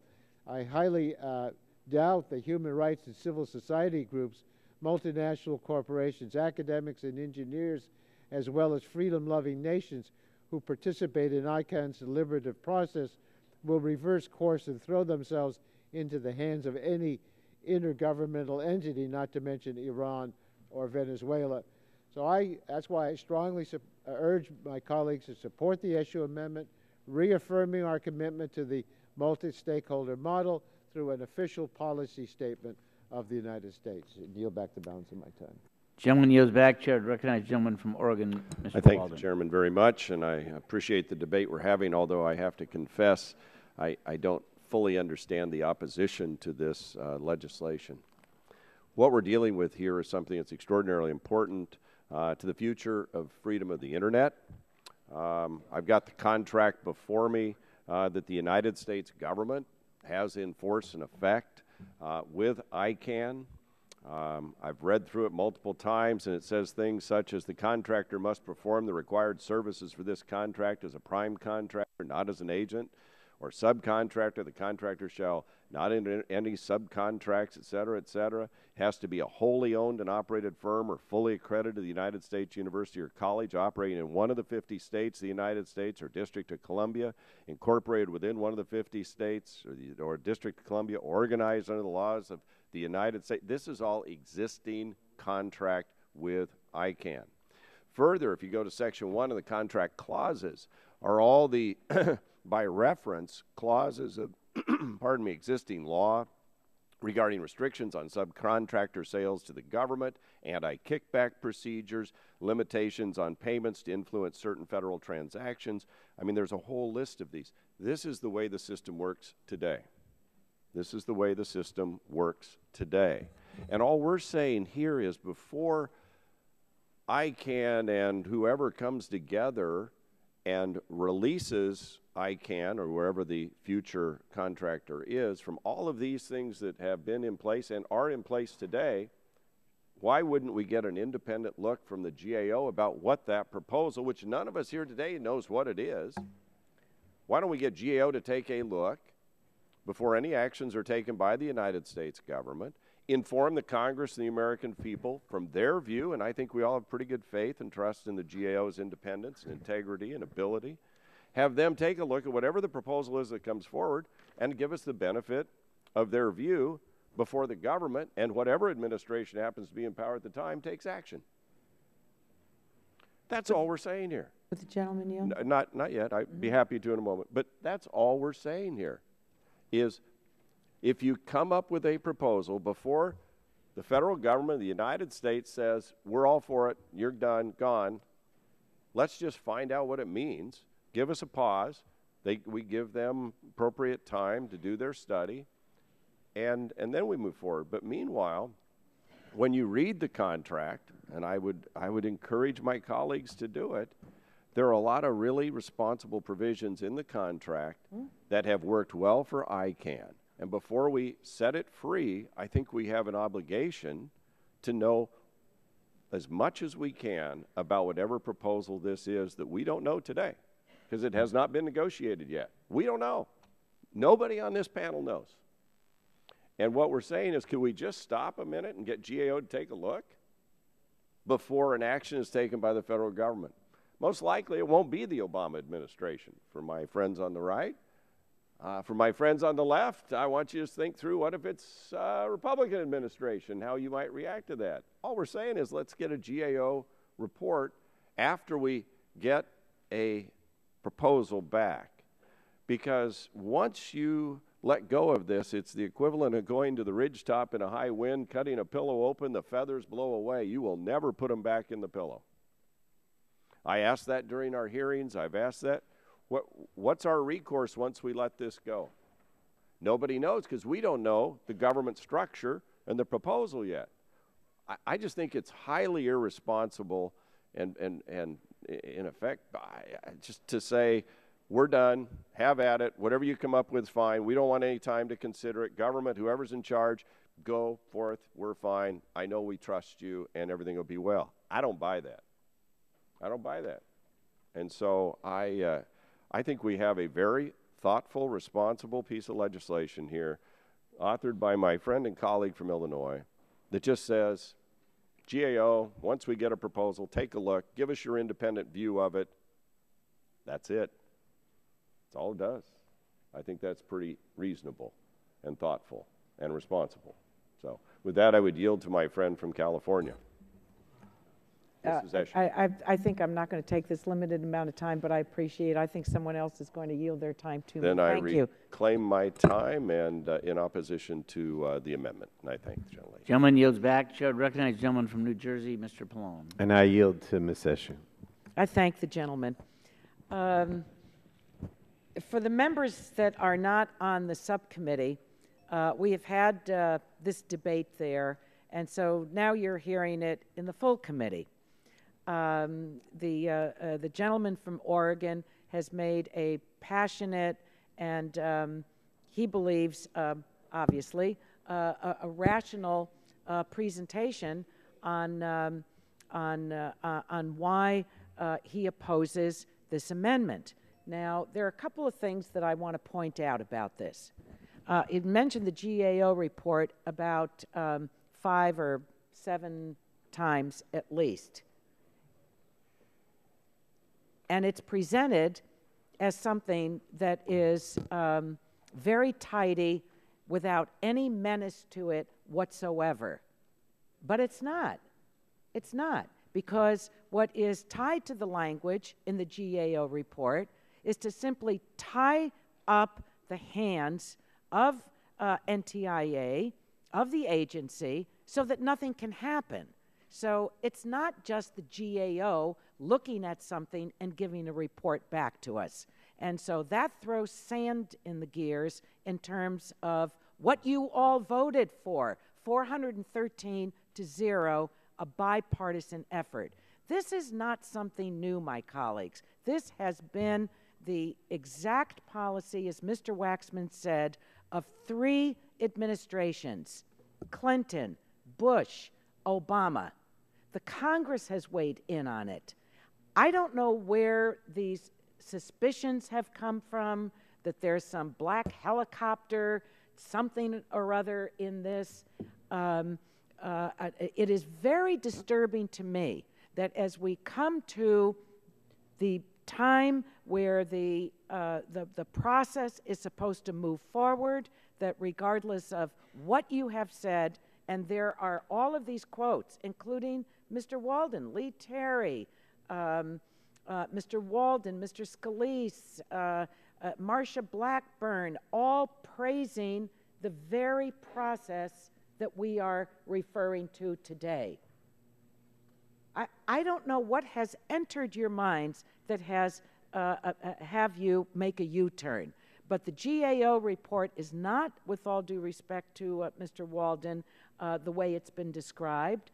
This process is not tearing open a pillow and letting feathers go to the wind, and that we allow dark governments that are non-democratic to take over the internet. Who amongst us would be for that? That is a terrible charge against any member of Congress. That's not who and what we are. We are proud Americans, we are patriots, and we have a responsibility to our national security. So I'd be glad to. So let me just close by saying what Mr. Walden said sounds like it's not menacing, but what's buried in the words of this legislation are really being misrepresented, I believe, because it's not what it's about. I'll yield to Mr.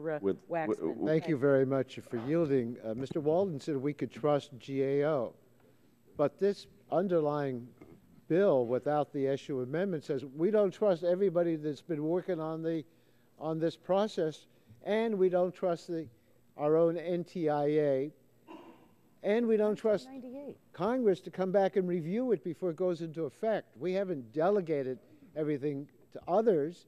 We still have an opportunity, if it's unacceptable, to take action to prevent something from happening. But it sends a signal that we don't trust anybody but a GAO. And it's not just a holding pattern.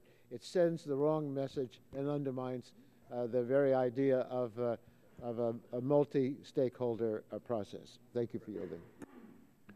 Gentlelady yields back.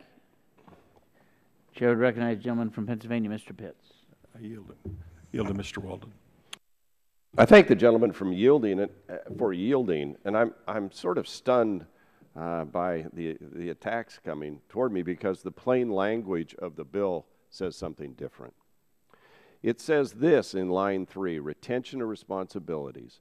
Until the Comptroller General of the United States submits the report required by subsection B, the Assistant Secretary of Commerce for Communications and Information may not relinquish or agree to any proposal relating to the relinquishment of the responsibility of NTIA over Internet Domain Name System functions. Okay, so it says you can't do anything once you get the proposal until we hear from the GAO. In line 15, it says GAO has 1 year. No more than 1 year, not later than 1 year after the date on which NTIA receives a proposal relating to the relinquishment of the responsibility of NTIA over Internet Domain Name System functions that was developed in the process, et cetera, they have to go through and do this analysis for us and for the American people. Now, let's talk about how onerous this is. A discussion and analysis of the advantages and disadvantages of the relinquishment of the responsibility of NTIA over Internet Domain Name System functions, including responsibility with respect to the authoritative root zone file, Internet Assigned Numbers Authority functions, and related root zone management functions. Okay, what's the new proposal do to that? I guess nobody wants to know. B, any principles or criteria that the NTIA sets for proposals for such relinquishment. C, each proposal received by NTIA for such relinquishment. D, the processes used by NTIA and the federal agencies for evaluating such proposals. E, any national security concerns raised by such relinquishment. And 2, a definition of the term multi-stakeholder model is used by the NTIA with respect to Internet policy making and governments, and definitions and any other terms necessary to understand the matters covered by the report. That's the entire scope of the questions to GAO. In short, it says, before NTIA does whatever they want to do, and by the way, if they got a report, if they got a proposal in, tell me where in statute today it says Congress gets the first bite at the apple. It's not there. What this administration's proposing says, in effect, we can decide. And we can cut it free regardless of what Congress may or may not think, and without the benefit of an independent look from the Government Accountability Office. And by the way, within the contract that already controls operations of ICANN is the GAO. They have the right to audit today. This is just absurd that somehow we're against the multi-stakeholder process. Somehow we have no confidence in that because we want the GAO to evaluate some new proposal that upends the entire history of management of this process. Gentlemen, yield to me. And so I take offense to some of the charges coming our way, frankly, because all we're saying is let's get a GAO report, can't take more than a year, tell us the facts, give us your opinion. It doesn't delegate authority to the GAO. It doesn't do anything other than say halt to the federal government. Let's find out the implications of this new proposal. That, by the way, would give Congress an opportunity to weigh in when we get the report. I'd be happy to yield for the gentleman from California. Well, my question to you is, what do we need the bill for?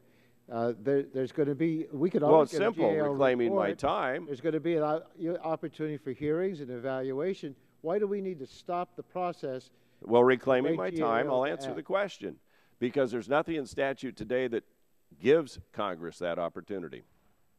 The government could act absent Congress just like that and say, we're all for this new idea of how to run this, and we're out of time, and they already enter into a new agreement and cut it free. Where is it in statute that prevents the government from acting before we have a chance to evaluate?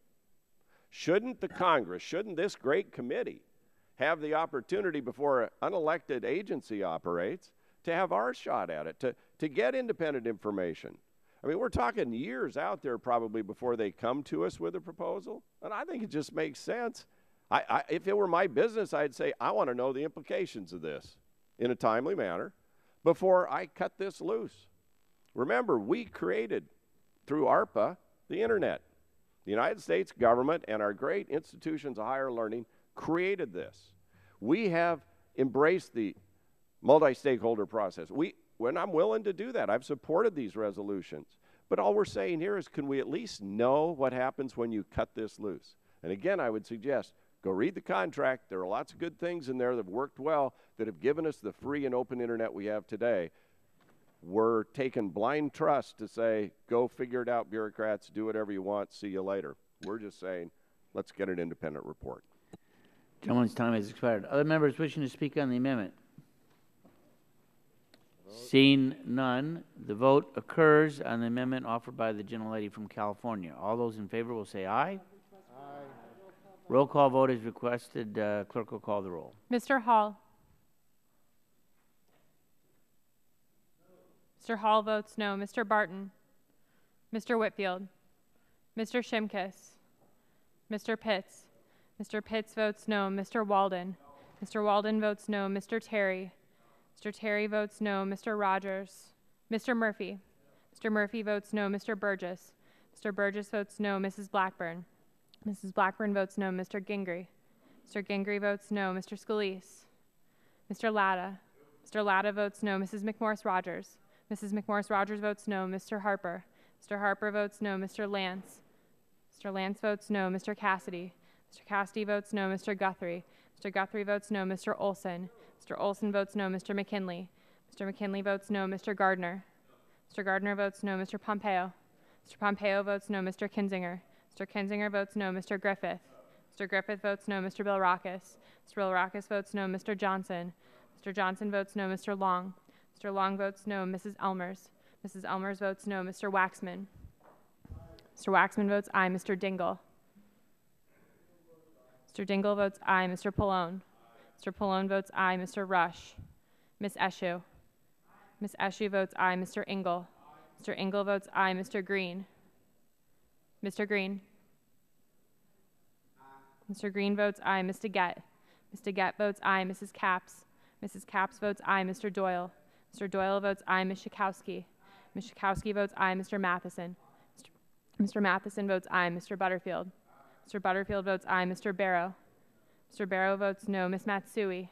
Ms. Matsui votes aye. Ms. Christensen. Ms. Castor. Ms. Castor votes aye. Mr. Sarbanes.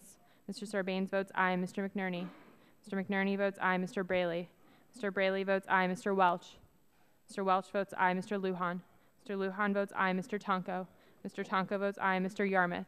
Mr. Yarmouth votes aye. Chairman Upton. Votes no. Chairman Upton votes no. Other members wishing to vote? Mr. Shimkus. Mr. Shimkus votes no. Mr. Scalise. Mr. Scalise votes no. Other members wishing to cast a vote? Seeing none.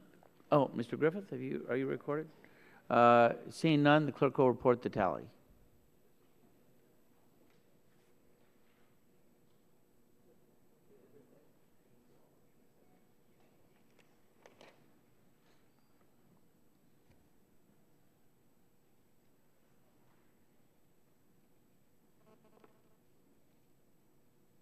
Mr. Chairman, on that vote, there were 21 ayes and 28 nays. 21 ayes, 28 nays. The amendment is not agreed to. Are there further amendments to the bill? Gentleman from Pennsylvania. Thank you, Mr. Chairman. I have an amendment at the desk. Clerk will report the title. Amendment to H.R. 4342 offered by Mr. Doyle. The amendment will be considered as read. The staff will distribute the amendment, and the gentleman from Pennsylvania is recognized for 5 minutes in support of his amendment. Thank you, Mr. Chairman. Mr. Chairman, my amendment would instruct the Comptroller General to examine the history of the U.S. government efforts to promote the multi-stakeholder model and privatize the administration of the domain name system, as well as examining the transition proposal for the IANA contract. This is the same amendment that I offered during subcommittee markup on this bill. I want to say I am open to working with my colleagues on the other side of the aisle on a GAO study examining these issues, but I strongly oppose provisions in this bill that would tie NTIA's hands and unnecessarily delay this process. Now, we have heard supporters of the .com Act claim that this is just about Congress requesting a GAO report and that Democrats are opposing transparency in the way NTIA transitions management of the domain name system. I appreciate my colleagues' concern that authoritarian regimes may try to hijack any form or process related to Internet governance, but it is precisely because of these concerns that we must recommit to the multi-stakeholder model. All of us want to see the successful bottom-up approach to Internet governance continue. Last month at the Net Mundial meeting in Brazil, stakeholders from around the world representing governments, companies, academics, institutions, civil society, and users discussed the future of Internet governance. This diverse group came together and adopted a statement in support of the multi-stakeholder approach. Delaying this transition allows anti-democratic nations to continue to use the IANA contract as a red herring to falsely claim the U.S. government controls the Internet and argue for a greater role for government entities like the United Nations. We're playing right into the bad guys' hands by trying to pass this bill today. NTIA's transition process will make it clear once and for all that this is not the case. However, I understand my colleagues across the aisle have concerns about this process. So, my amendment preserves a role for GAO to analyze a transition plan put forward by the global community. What it does not do, however, is allow the GAO report be used as a restriction on NTIA's authority or an artificial excuse for delay. We have heard concerns from supporters of the multi-stakeholder model that the .com Act is at odds with the long-standing American commitment to a global Internet free from government control. The underlying bill reflects a fundamental misunderstanding of the U.S. government's role in Internet management. The technical functions of the Internet domain name system have never been controlled by the U.S. government. Let me say that again. The technical functions of the Internet domain name system have never been controlled by the U.S. government. The bill refers to the relinquishment of the responsibility of the National Telecommunications and Information Administration over Internet domain name system functions. The NTIA has no legal or statutory responsibility for the management of the Internet domain system. The Internet is governed by the technology that allows it to operate and the companies, institutions, governments, and users that connect, deliver, and create content online. The United States has never been able to dictate to other countries how they operate the Internet within their own borders. Any argument that the United States controls all of this is misguided. This is a common sense amendment that would produce a GAO study that would inform the Congress and enhance the multi-stakeholder governance model for the global Internet that we have all supported for many years. I would urge my colleagues to support this amendment, and I yield back. Gentleman. Gentleman yields back. Chair would recognize the gentleman from Oregon. I thank the gentleman, and I appreciate his comments. I want to say a couple of things. One, this reminds me of a former speaker who said we had to pass something so we could find out what was in it. This is a lot like that. NTIA, you can go ahead and adopt this, and then we'll allow a GAO report to figure out what the implications are. And I think that's kind of the wrong approach, obviously. So it sort of eviscerates the purpose of the bill, which is before NTIA acts, that we get the GAO to just look and tell us, within a year's time, by statute, what are the implications of whatever proposal comes forward. Now, as to the U.S. role in all of this, in a presentation with ICANN and an introduction to IANA dated September 29th of 2008, this is their own documents now I'm reading from, it says, with the U.S. government and IANA, today the IANA is administered under the terms of a contract between ICANN and the U.S. government. IANA is not a legal entity itself, rather a set of functions performed by the IANA department within ICANN. The contract stipulates the scope of the IANA services, as well as defines reporting requirements for ICANN on how it administers the IANA functions. ICANN is required to report on a monthly basis to the U.S. government on how it's administering requests relating to all the contract-related facets of IANA. This is from ICANN. Quote, with respect to the operation of the DNS root zone, the U.S. government has a more direct role in authorizing all changes before they are implemented. In practice, this means that once IANA has completed processing of a change request to the root zone, it's sent to the U.S. government to review. After this review and their authorization is received, it is then implemented in the DNS root zone.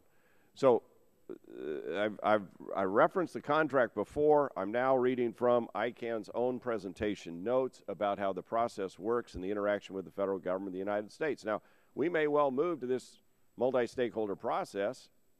The point is, before we release this piece that's worked so well for so long.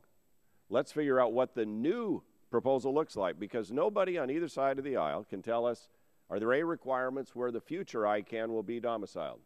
Under which country's laws will it be governed? Will the provisions that have made it work today be there to make it work tomorrow? We don't know, because there is no proposal before us. All we're saying as Republicans on this side of the aisle, and with some of our help from our friends on the other side, is can't we just say, once you get a proposal, NTIA, pause, GAO, give us your evaluation of this independent, high-integrity organization already involved by contract in ICANN. Tell us what this means. It doesn't say you can't go forward after that, but it would give Congress a chance to digest, the American people a chance to digest, the world community a chance to digest whatever this new proposal is. Because once this contract's gone, I don't see the provision of how you ever get it back.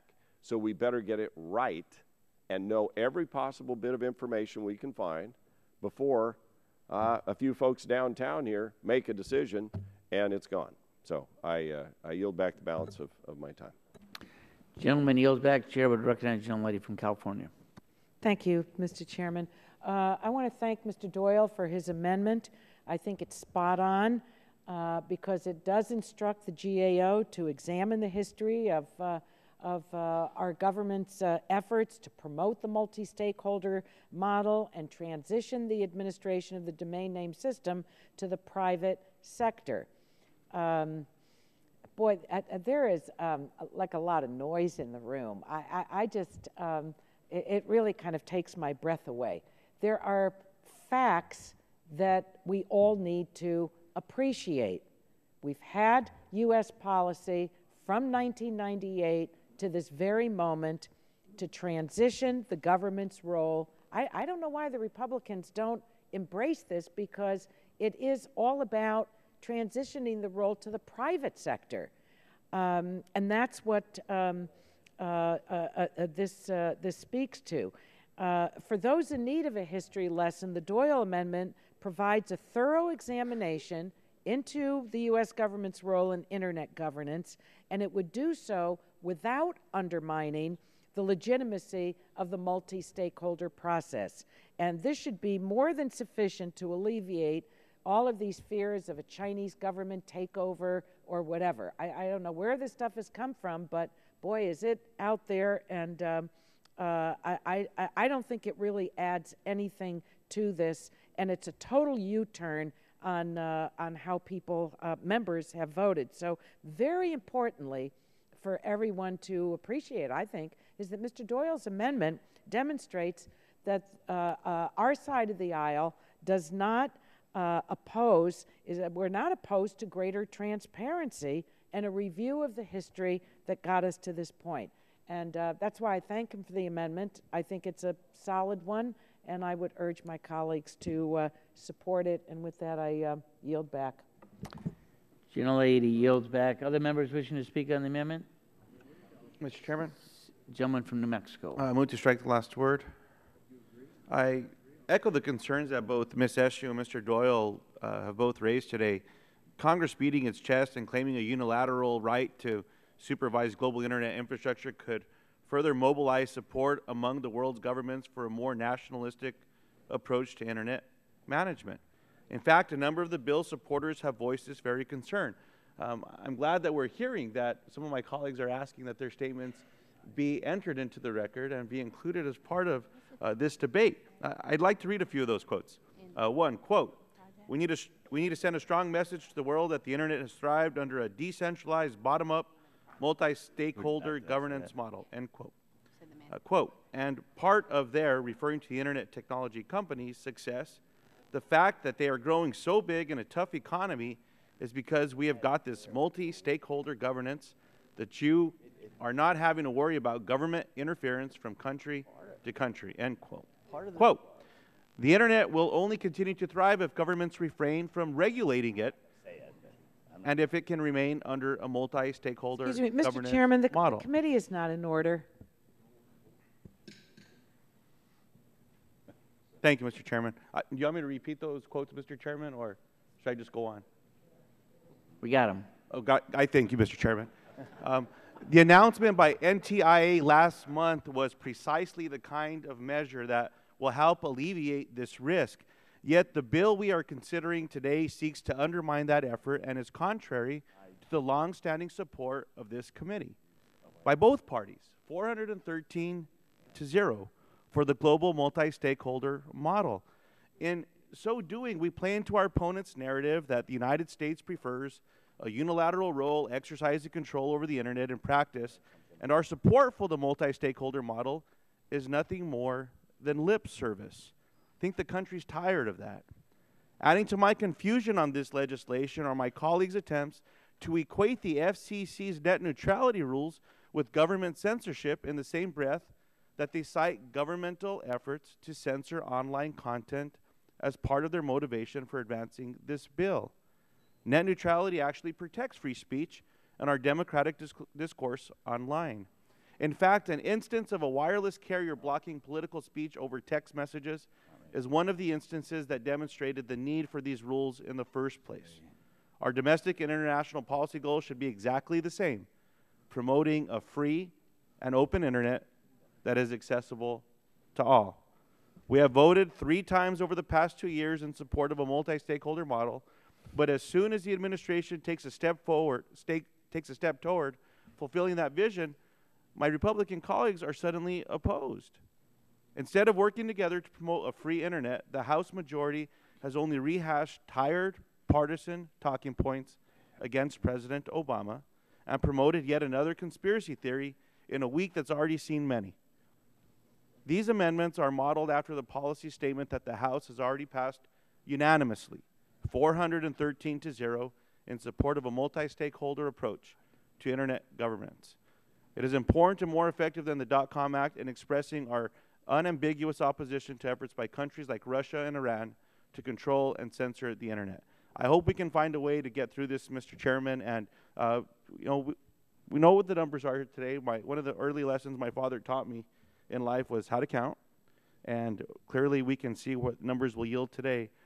But in an effort to get to where we hopefully can be, in an effort where the Congress has agreed on this, I hope there's still some room for us to work together. Would the gentleman yield? I would yield to my chairman. You know, we have no problem with this addition in terms of what the GAO could look at. We could probably accept this as a secondary amendment to a new section and add it to the finding, add it to the requests of the GAO. If the issue is about getting more information on ICANN, NTIA, and all that, I think that could be acceptable as a secondary amendment. Create a new, to Section 3, we've got counsel at the table that could tell us how to do that. Well, Mr. Chairman, reclaiming my time, not not being the author of the amendment, I'd have to refer back to my ranking member and the author of the amendment, but I appreciate the words of my chairman on the subcommittee. And with that, Mr. Chairman, I yield back, balance my time. Gentleman yields back. Other members wishing to speak on the amendment? Gentlelady from Tennessee. Thank you, Mr. Chairman.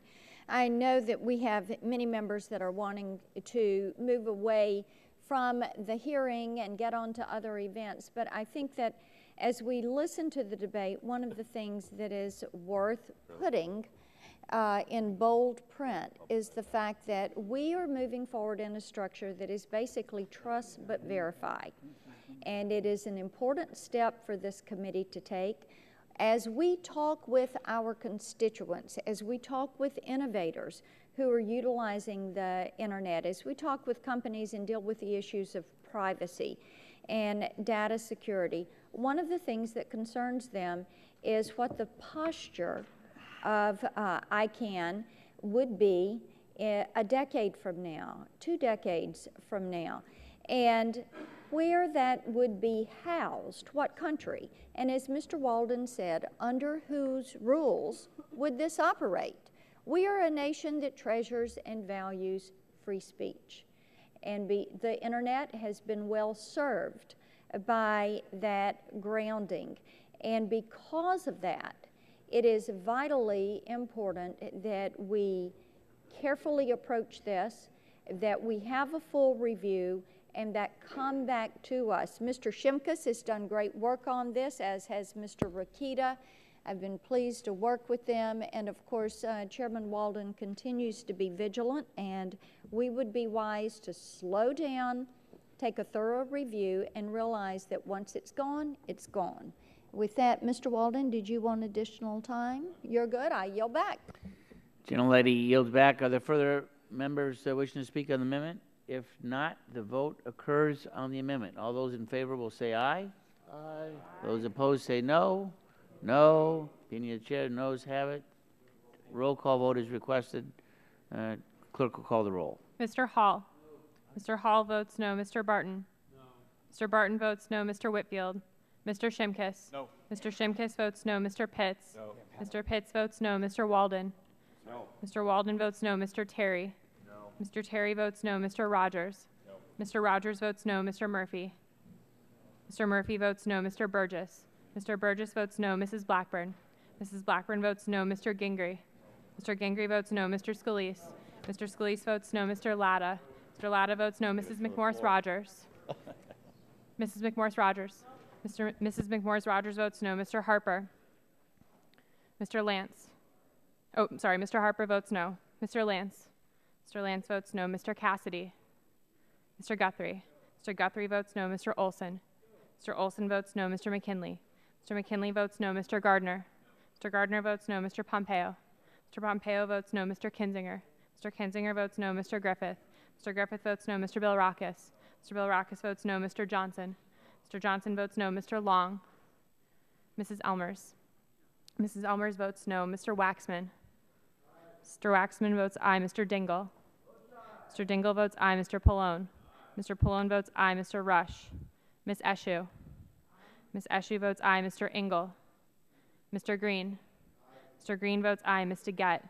Ms. DeGette votes aye. Mrs. Capps. Mrs. Capps votes aye. Mr. Doyle. Mr. Doyle votes aye. Ms. Schakowsky. Ms. Schakowsky votes aye. Mr. Matheson. Mr. Matheson votes aye. Mr. Butterfield. Mr. Butterfield votes aye. Mr. Barrow. Mr. Barrow votes no. Ms. Matsui. Ms. Matsui votes aye. Ms. Christensen. Ms. Castor. Ms. Castor votes aye. Mr. Sarbanes. Mr. Sarbanes votes aye. Mr. McNerney. Mr. McNerney votes aye. Mr. Braley. Mr. Welch. Oh, aye. Mr. Braley votes aye. Mr. Welch. Mr. Welch votes aye. Mr. Lujan. Mr. Lujan votes aye. Mr. Tonko. Mr. Tonko votes aye. Mr. Yarmouth. Mr. Yarmouth votes aye. Chairman Upton. Votes no. Chairman Upton votes no. The members wishing to cast a vote, Mr. Long. Mr. Long votes no. Dr. Cassidy. Mr. Cassidy votes no. Is Ms. Kathy McMorris, Ms. McMorris Rogers? She's voted. Other members wishing to cast a vote? Seeing none, the clerk will report the tally.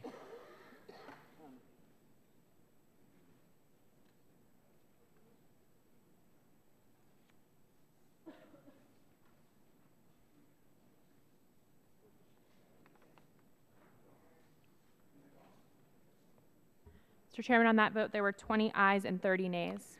20 ayes, 30 nays. The amendment is not agreed to. Are there further amendments to the bill? Seeing none, the question now occurs on favorably reporting H.R. 4342 to the House. All those in favor will say aye. Aye. All those opposed say no. No.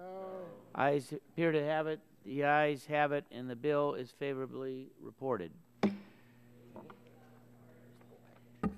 The chair now calls up H.R. 4572 and asks the clerk to report. H.R. 4572 to amend the Communications Act of 1934 to extend expiring provisions relating to the retransmission of signals of television broadcast stations and for other purposes. Without objection, the first reading of the bill is dispensed with, and the bill will be open for amendment at any point. So ordered. Chair now recognizes Mr. Gardner for the purpose of offering an amendment. Thank you, Chairman Upton, Chairman Walden, and thank you, Mr. Lujan. I appreciate the opportunity to offer the Gardner Amendment, which I do so at this time. Clerk will report the title of the amendment. Gardner-Lujan Amendment, excuse me. Amendment to H.R. 4572 offered by Mr. Gardner of Colorado and Mr. Ben Ray Lujan of New Mexico. The amendment will be considered as read. The staff will distribute the amendment, and the gentleman from Colorado will be recognized for 5 minutes in support of the amendment. Andy, bless that. Thank you, Mr. Chairman, and again, I thank the Chairman and Chairman Walden and Mr. Lujan for working together on this amendment today. I commend everyone in this room and all of the industry for working hard to get a product today that works for everyone and gets us on a path to fixing a concern that I've worked on in the state legislature and continue to now. As many of you know, there are 2 counties in southwest Colorado that only receive Albuquerque local stations because of Nielsen's DMA lines. As you can imagine, these customers value local programming that comes from The their... gentleman suspend. I think they've circulated a Lujan Gardner amendment. Thank you, Mr. Chairman. I was wondering what the change had been. So we'll reset the clock. For what purpose does the gentleman from New Mexico seek recognition? Mr. Chairman, I have an amendment at the desk. The clerk will read the title of the amendment again. Amendment to H.R. 4572 offered by Mr. Ben Ray Lujan of New Mexico and Mr. Gardner of Colorado. And without objection, the gentleman from New Mexico is recognized for 5 minutes. Mr. Chairman, thank you very much.